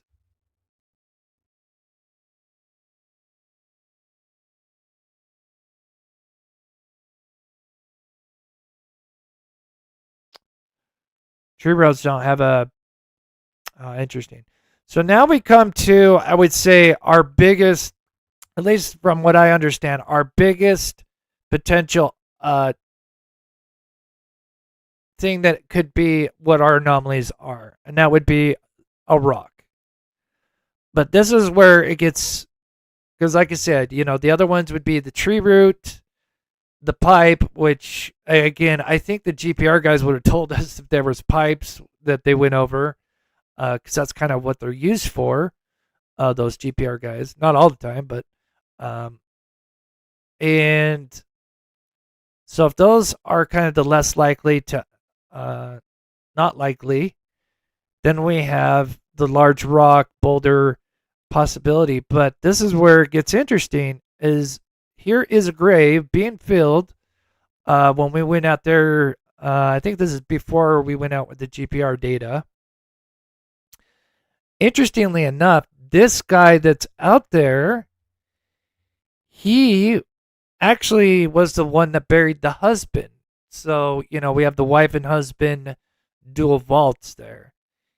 He actually buried the husband, but he didn't bury the wife. I guess they contracted out or something like that. But this was a grave that he was getting ready, or a vault. But interestingly enough, if you look at the soil, it looks pretty decent. Looks like it kind of gets a little bit more clayish as it goes down. But notice we don't see a lot of rock.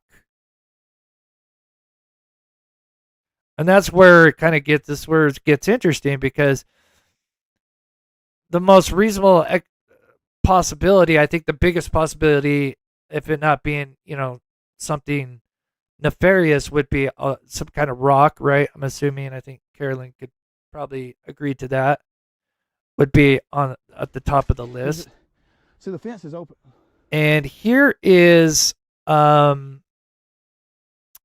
lovely Silver's on the scene, digging up some of that dirt. And I've also got some dirt piles as well that we'll look at. And maybe this will be good for our expert to look at, because I don't know if she's seen this. So maybe she could give some insight as well. So we are lucky that she's coming in. And this is Under Secrets, again, not to put her on the spot. But she, this is her expertise. She's got so many degrees and genius, in my opinion. But I'm going to play a little bit of this. I'm going to use the restroom real quick. But this is Silver's going through some of the dirt. And then after that, this is about like 10 minutes, but we won't go through the whole 10 minutes. And then I'm going to show you another section. So this is one side of the cemetery. And then we'll look on the other side to compare the dirt. And you'll notice we don't, there's pebbles, but we don't see large rocks. And that's where we get into the argument. Well, if it isn't a large rock, that's those anomalies, then could it be something else that was maybe used and related to Sebastian? So I'm going to go full screen real quick so I can use the restroom real quick. Here. See that? So the question I have. So this is Silver's. I'm just trying to figure out why they would stick that excess dirt from a grave over here. Does that make sense? Yeah, there's a lot of them though. If you go further down.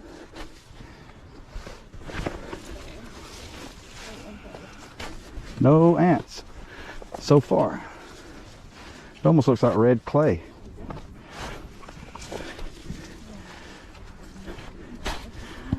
It's real easy to go through. You don't have to do. Look at that. Yeah. Huh.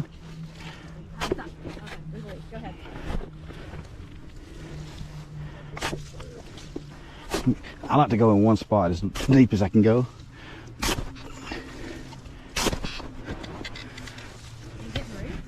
Yep, a lot of them. So if something's here, right? It's been here, what, 21 months? Roots, I guess, would grow back then, right?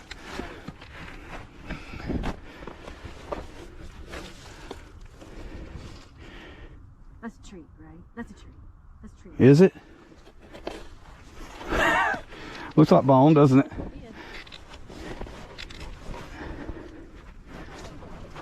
Yeah, it's tree root.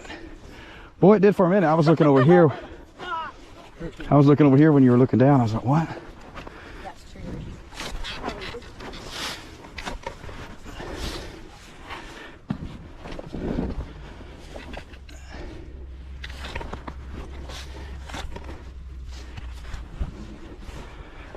Yeah, again, those roots.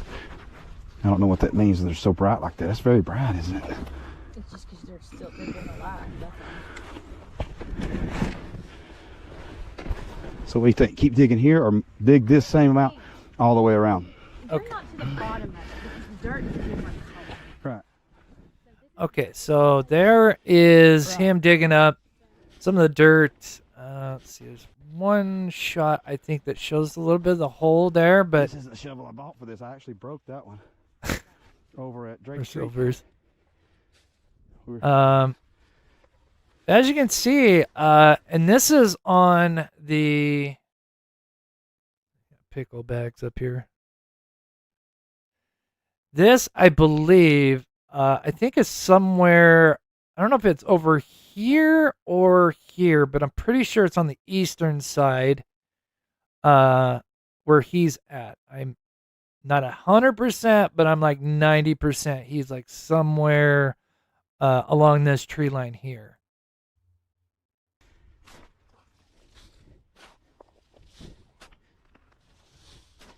I mean, it looks very clayish.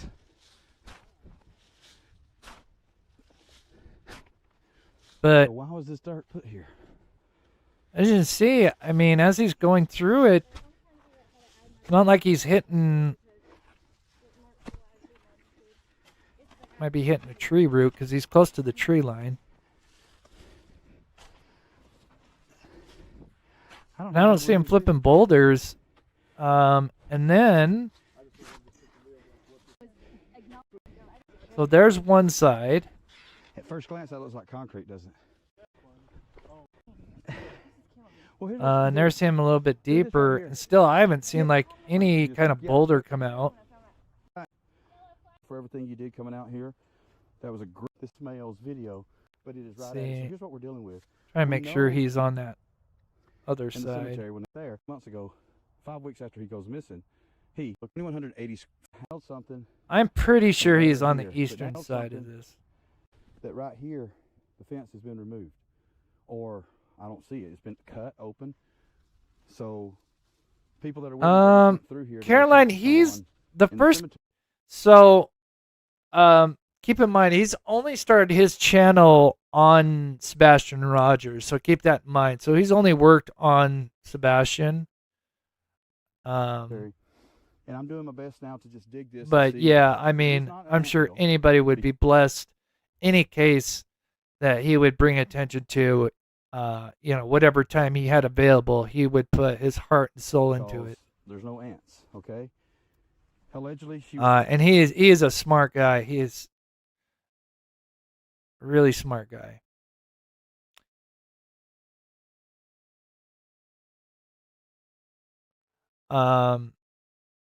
Now this is the video of a certain team.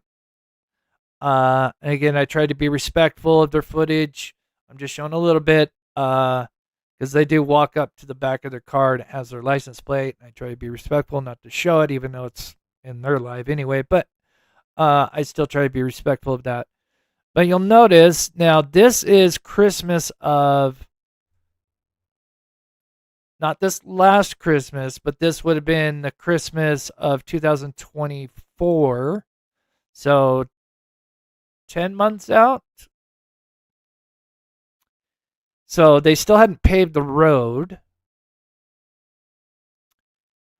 Now I think the pebbles, as part of it's just them laying down gravel, right, for the dirt road, or for a road.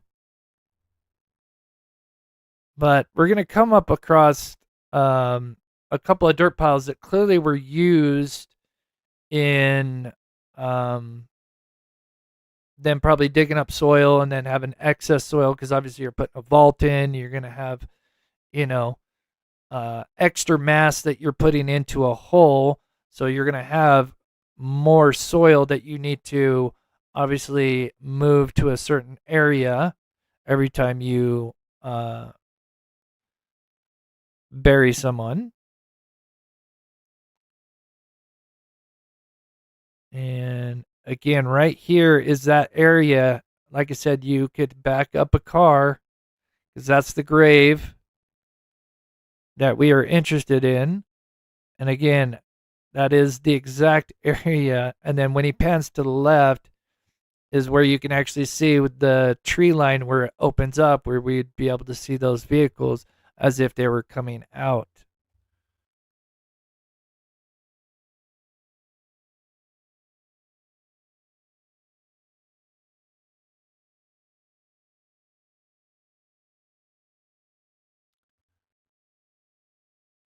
Uh,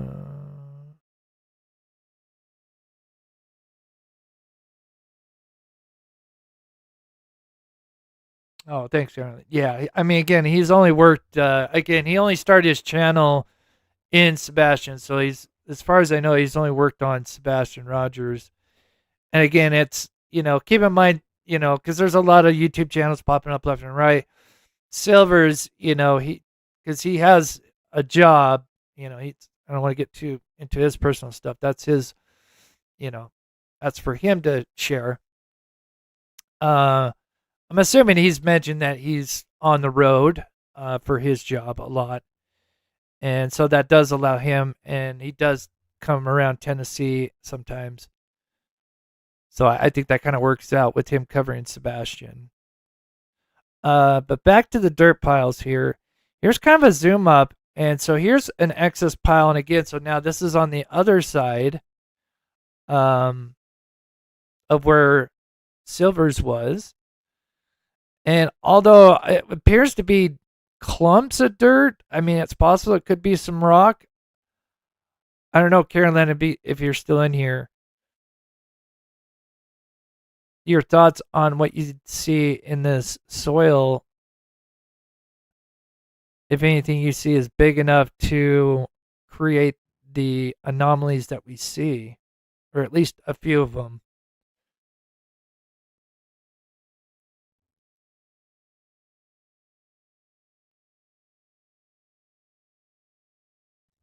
I 100%, Sasha.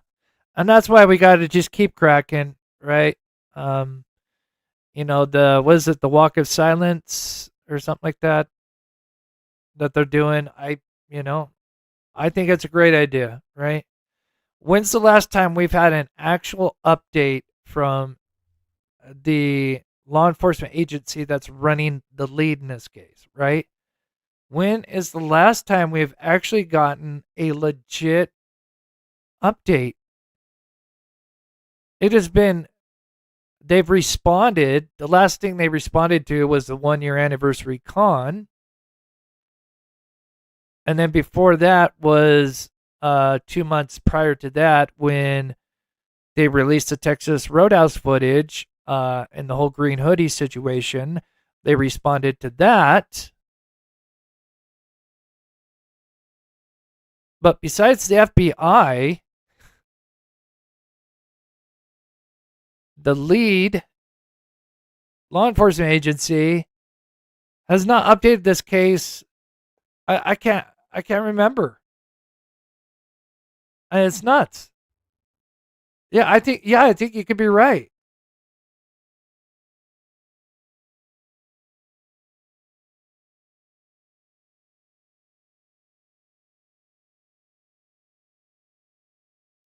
If it's hard dirt, might not make such a bright reflection. So you're saying it's possible if it was rocks in there, but you're saying if it was dirt clumps, less likely.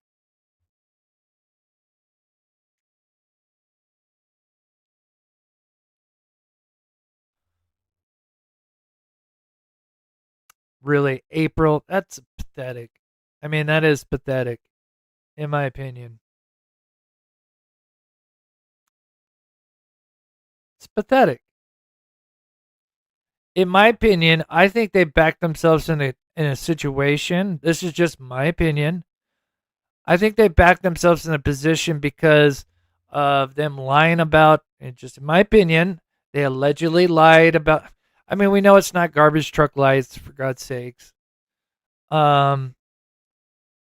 Lying to lying to everybody, not only the public, but to those close, the family members. I get why they'd want to, if that's really something big to the case that they wanted to keep close to the vest. I understand that in early days. But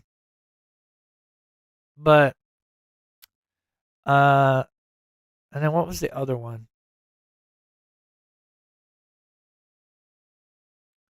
That was another one that was a big one.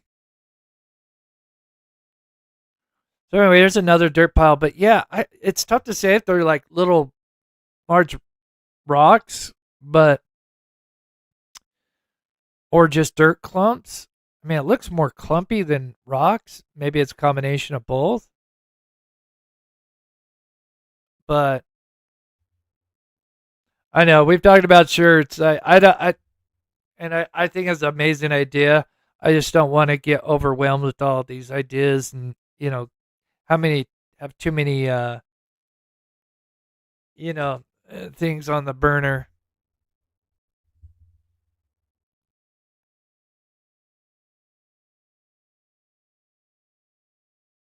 Yeah, agreed. Think about here's another look at the not to get sidetracked, but look at for those that are familiar with the two kids missing out of in Canada, Nova Scotia, Lily and Jack. Like they're always updating, you know? They'll do little updates with, reporters and stuff. Of course they don't say much, but they still at least they, give a little something, right? And they don't technically say the parents are clear, but they say that at the same time they're not technically persons of interest. So that still means that, they're still looking at any possibility, at all possibilities.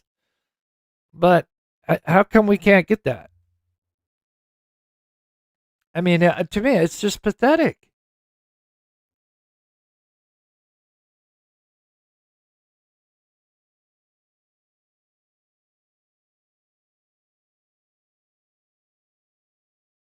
Oh, and then in my opinion, lying about the green hoodie person. I think they lied about that. I really do.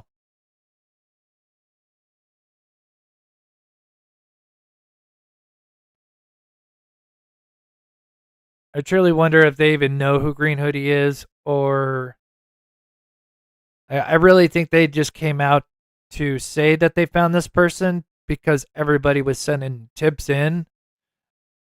And I understand that. But at the same time, I don't know. They lose trust with us.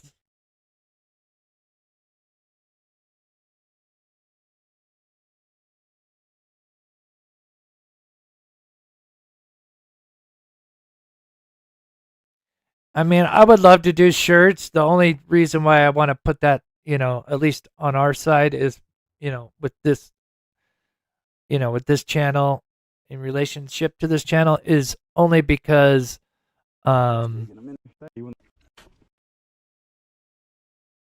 still have money left over, and I want to make sure that hopefully we get the keychain idea works out, which I think if it does, I think could really be a huge thing. It could really spark, a lot of interest back into the case.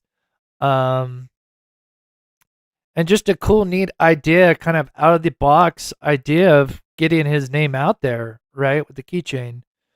Something else I was going to say, I forget.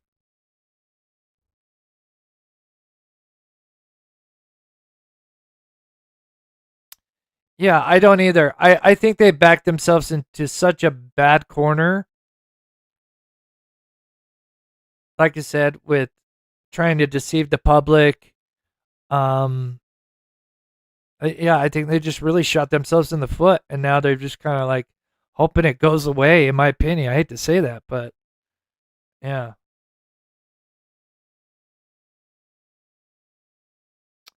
Yeah, Alicia. Oh, yeah, there you go. Oh, yeah. Don't have to wash it. Yeah. Yep.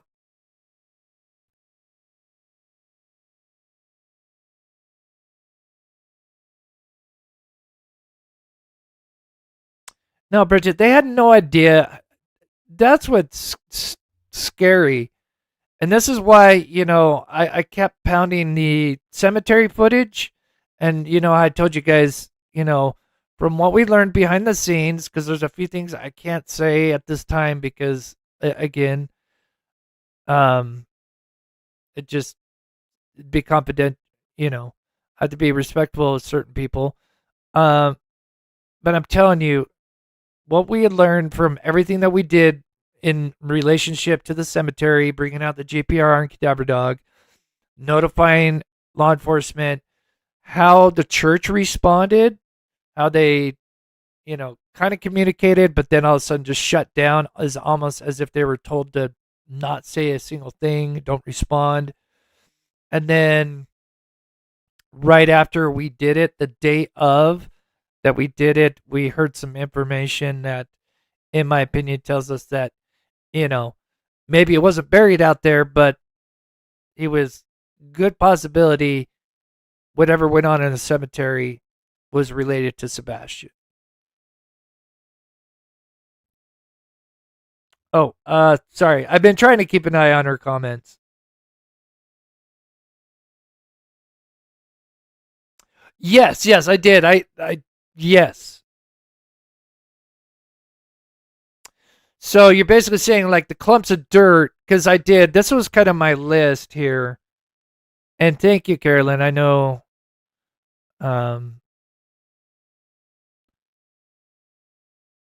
lots going on. I really appreciate you. So this was kind of my list of kind of like the main things, I don't know if I maybe left another one out, but the first two are really kind of more or less the same, some kind of rock, a big rock or small boulder, tree roots, pipes, and then clump dirt. That was kind of like, I think, like the main four. And we kind of basically said tree roots, mostly unlikely, or highly unlikely, I should say. I don't know if highly unlikely, but unlikely. Pipes, highly unlikely, because it would have a slightly different hyperbola, whereas we have the Star Trek symbols. And clump of dirt, I put that at the bottom as least likely, because if I recall, I remember you telling me it kind of had the same signature. It would read as some of the background noise. It would just kind of blend in. So again, we have multiple anomalies, and again, I'm just showing you guys the perpendicular reading for now, because I wasn't sure how long this would take, and I wanted to make sure people understood it the best that I could explain it, being that I am not an expert in this, keep in mind. But the fact that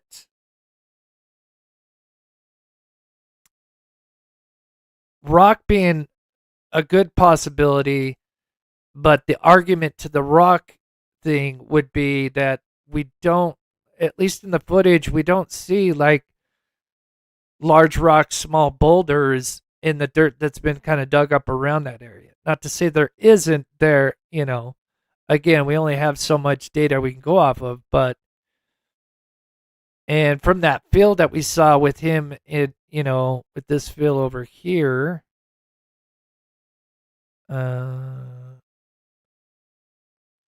and when I say field, that is what the soil that they put back in. As you can see, it looks pretty fresh topsoil.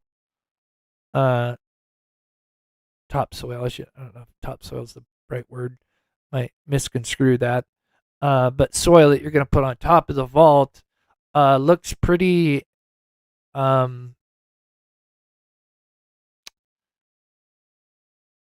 what's the right word? Smooth, not very clumpy or rocky.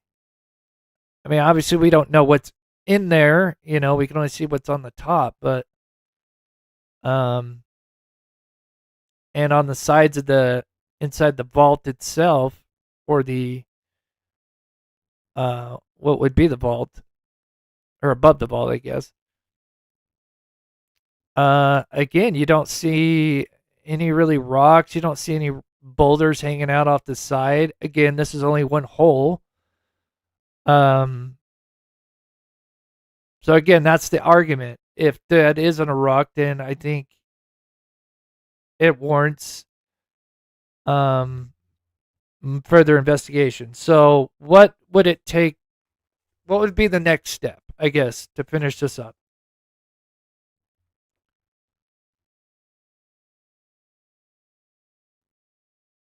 Yeah, I agree, Miss Thornton. I agree. I agree. Clean fill, yeah, clean fill. Smooth fill. Yeah, clay fill with minor clumps. Yeah. Um,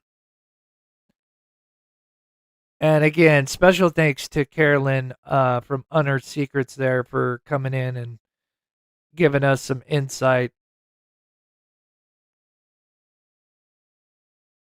And I'll kind of speak to it because I know it's a lot for her to probably type up and stuff. Um, the next steps would be, so obviously with the data, we have an idea. Let me go to the data here. Data. We have with the perpendicular scan, so remember we have a table, feet, the depth.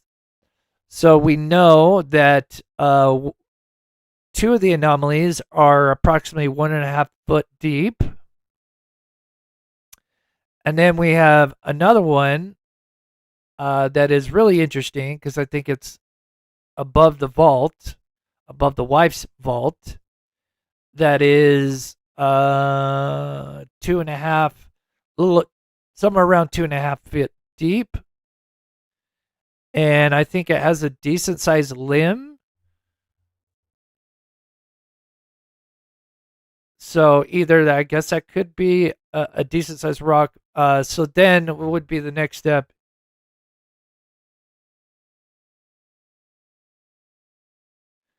Yeah, I mean, we can mention a little bit. Again, no, Miss Thornton. I mean, I know you, um, actually, you wouldn't dig.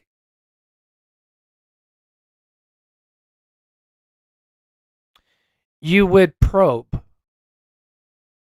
There are special tools that are, again, because remember, and before you would do this, you would get permission from the family, again, to be able to do this. But you would probe. So let's just say, for instance, for example, this at 1.5 foot deep was a rock. If this was a rock, you would get a probe that was probably 2 foot long and very thin, very, very thin. So you're not disturbing much. And you would push down on it.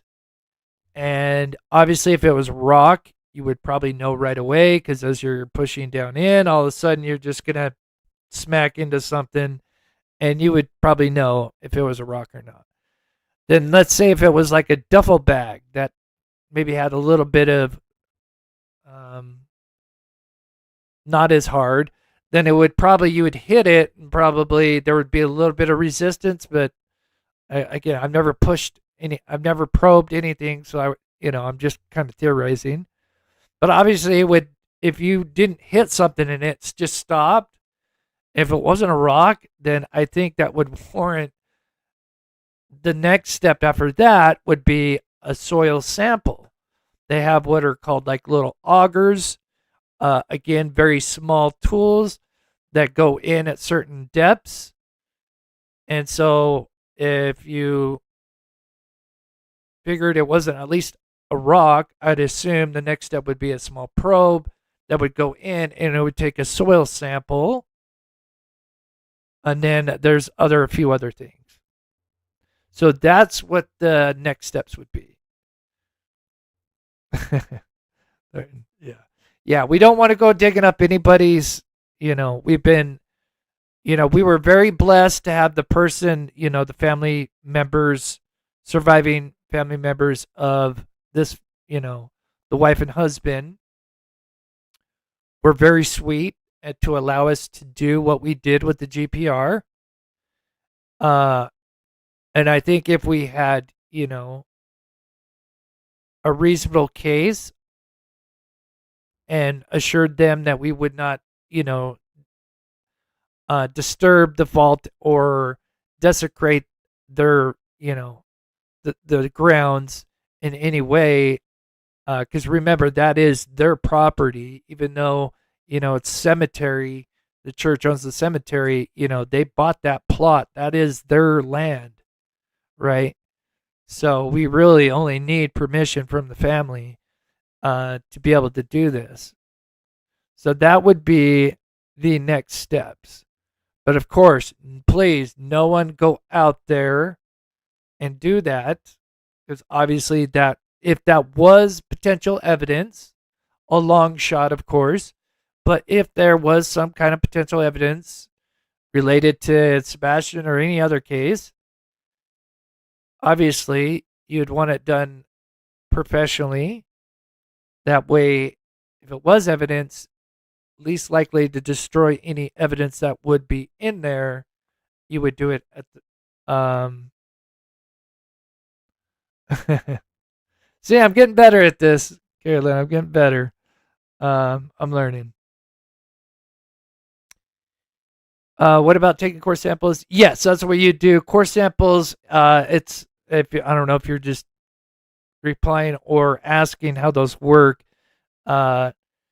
It's a hollow tube, you know, and it goes down. They have different depths.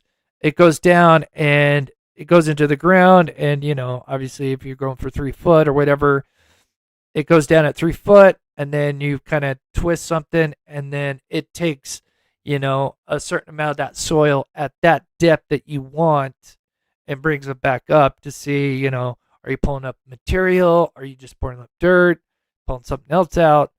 Again, it kind of gets a little bit out of my expertise.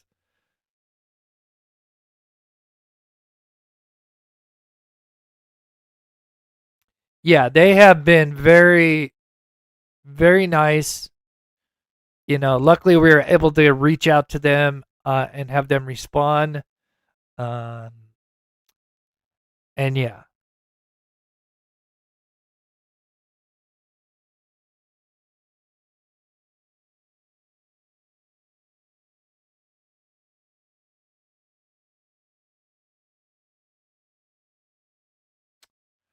Yeah, I'm sure there's all sorts of techniques depending on what may be in the soil, right? So, sure. But again, we don't think there's, we don't think there's a body in there. I showed you guys the examples of bodies, a pig and an actual body. They have a void that looks more like this. Don't think it's pipe because it has more of a U-shaped hyperbola. But a few of these do seem to be some kind of decent size. And again, there are, I think, at least 1 or 2 more. Because remember, we're only looking at the we're only looking at the perpendicular scan. There's also the parallel scan, which we'll dive into in another live. I wasn't sure how long this would take, so I thought I would just do this one for now.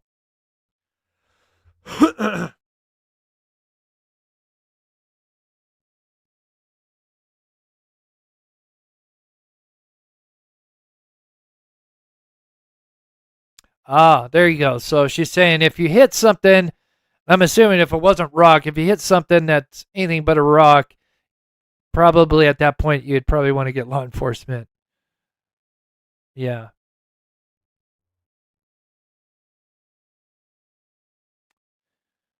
I wouldn't even say we'd have to test the samples because we're not testing for DNA. I get what you're saying, asking Cheryl, and I think that, and I appreciate you asking that question because, yeah, if we were thinking maybe he was buried in there at one point, then, yeah, his DNA could be in that soil, assuming if he was in there. I don't know what, maybe Carolyn could have an idea on what soil sample testing is. I don't think it's cheap, I'm pretty sure, but I don't know 100%.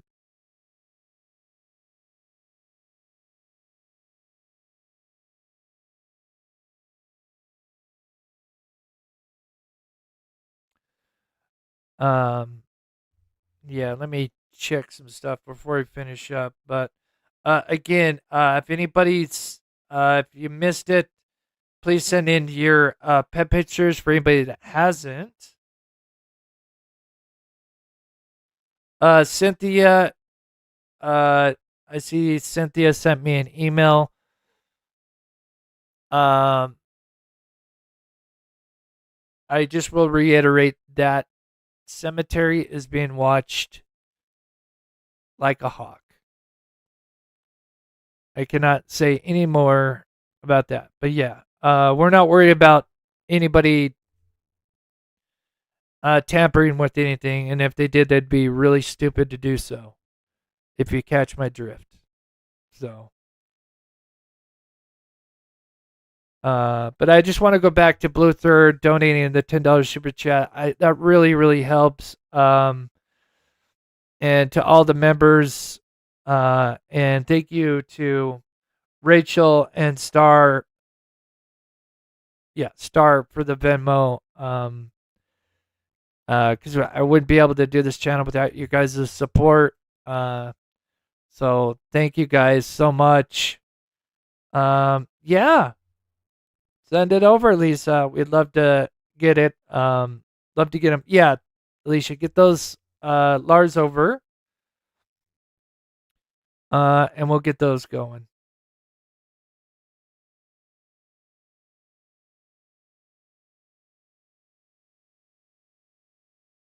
Oh, so she's not sure on that. Yeah. Probing is free. Yeah, the probing, well, I mean, we would want to have somebody that's experienced in that and not just have some random Joe go out there. But yeah. Just email me. My email's in the chat, or you can find it in the description below. But with that, I think we've gone for 2 hours. So Patreons, again, I put out something for the Patreons earlier today. That was the showing the height. I overlapped Sebastian with Green Hoodie because they both stood in the same area. So if you want to check that out, if you're a member, I will upload that tomorrow for the members. And then maybe to take a break from the GPR data, we'll go over some of that on Wednesday. And then maybe tackle the second half of the GPR data later this week or maybe next week. Because again, there is more data. Again, like I said, I've only shown the perpendicular. And when you see the parallel, there are at least one extra, maybe two extra anomalies. I have to go look at it. So, okay. Thank you so much, Carolyn. And other thing, I am hoping we can get these keychains done so we can get that money out there, because I know we have money that was sent specifically to show a mod appreciation. Believe me, guys, for all my wonderful mods, I do want to do something for the mods. I just would have feel more comfortable spending the money we have first, the extra money that we have left over for Sebastian, get that done, then take care of the mods. Only because I feel like if I do the reverse, it'll just be more controversy. Not that I care, right? But yes. So by mid-March, or actually really early March, we will be doing something for the mods. Hopefully sooner.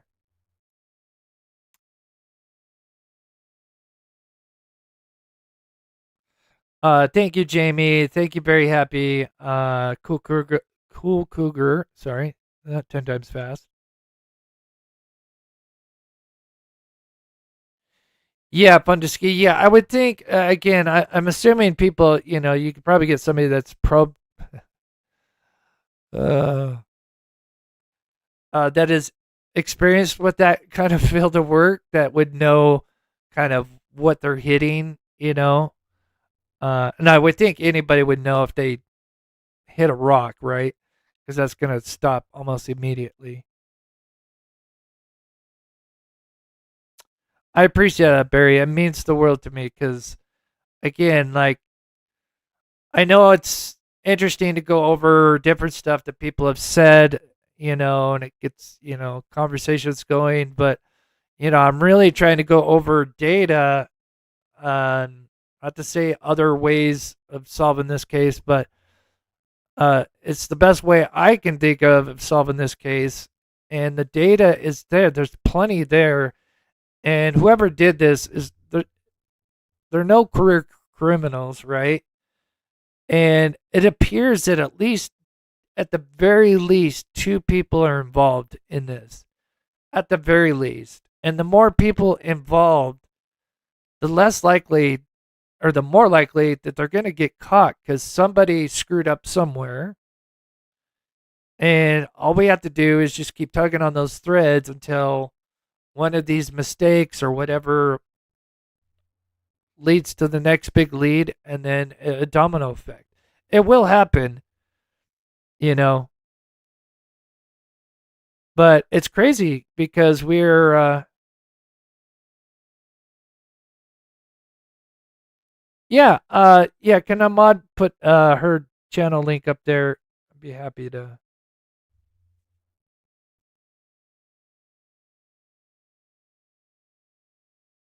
Thank you, ladies. Does anybody have any questions that I could answer real quick before we sign off here?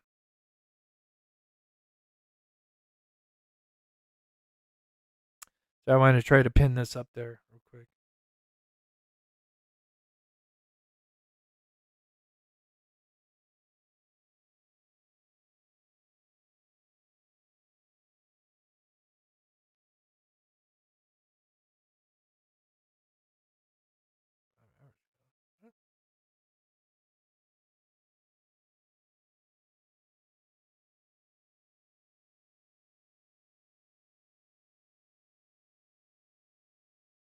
Okay.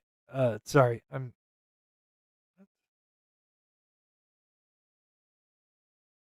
it doing?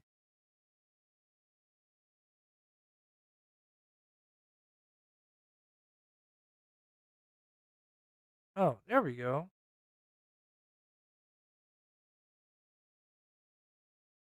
Oh, I need to get that GoFundMe off Nightbot. I don't know why that's still on there.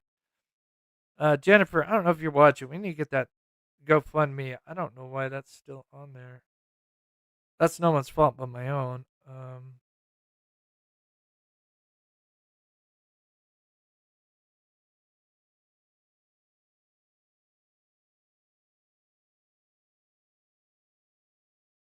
Oh, I'm glad I saw that. Yeah, I need to get rid of that. I've closed that a long time ago. Anyway, thank you, Hindsight. Thank you, ladies. You guys are amazing. Again, Bluther, thank you so much for the $10 super chat. It really helps. I would love to keep doing this for Sebastian, and of course, we are gonna start covering other cases as well. But we're just around the corner. I mean, just a couple weeks away from this 2-year anniversary. Really curious to see what are we going to get a 2-year anniversary interview? Or are they just going to say, screw it? I have no idea.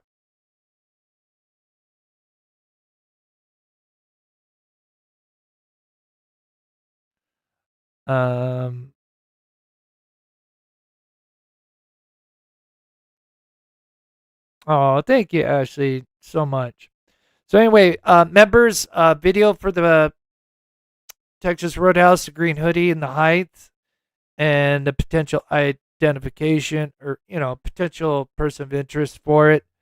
In my opinion, I would think at the top of my list anyway. At the pinned at the top is Carolyn from Unearthed Secrets. Again, she does all sorts of stuff. It's pretty cool. super smart. She's worked doing haunted houses to cemeteries. She could explain it, but she's done a lot. It's amazing, and she helps with us not only on this case but other cold cases. So it's amazing. Thank you, mods. Pocahontas, Sassy. I know I got a message from Sensei. I don't know if I saw her in here. I think I saw Jocelyn D. Thank you, ladies, so much for your amazing support. And with that, we will see you guys Wednesday. And I also will be putting out on Patreon and members for the Patreons, they'll be free. Some more of the unadulterated surveillance footage. I think there's a few more hours from the Killen Ave that I need to release. So we have the from midnight to 6 a.m. I just want to make sure none of that has any of the neighbors walking around. I want to be respectful of them, but I will be releasing that soon as well. So thank you, ladies. Brandy, thank you so much. I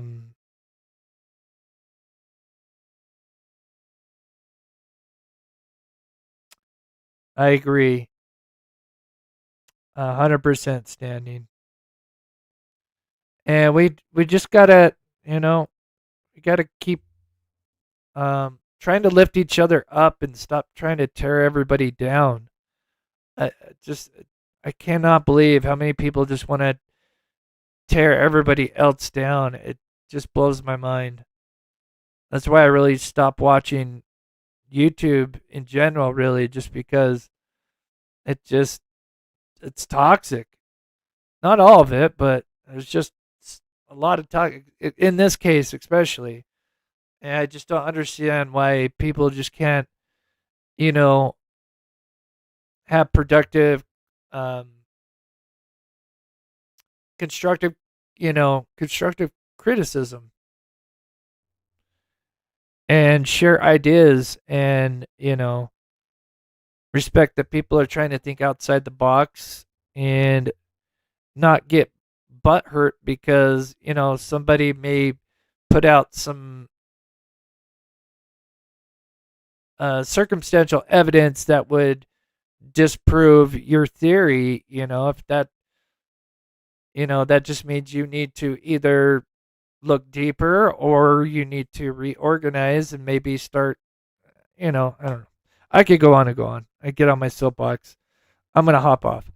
All right, ladies, pet outro coming now. And we'll have a new one coming soon, hopefully by the end of this week. So God bless you guys. And we'll see you guys Wednesday.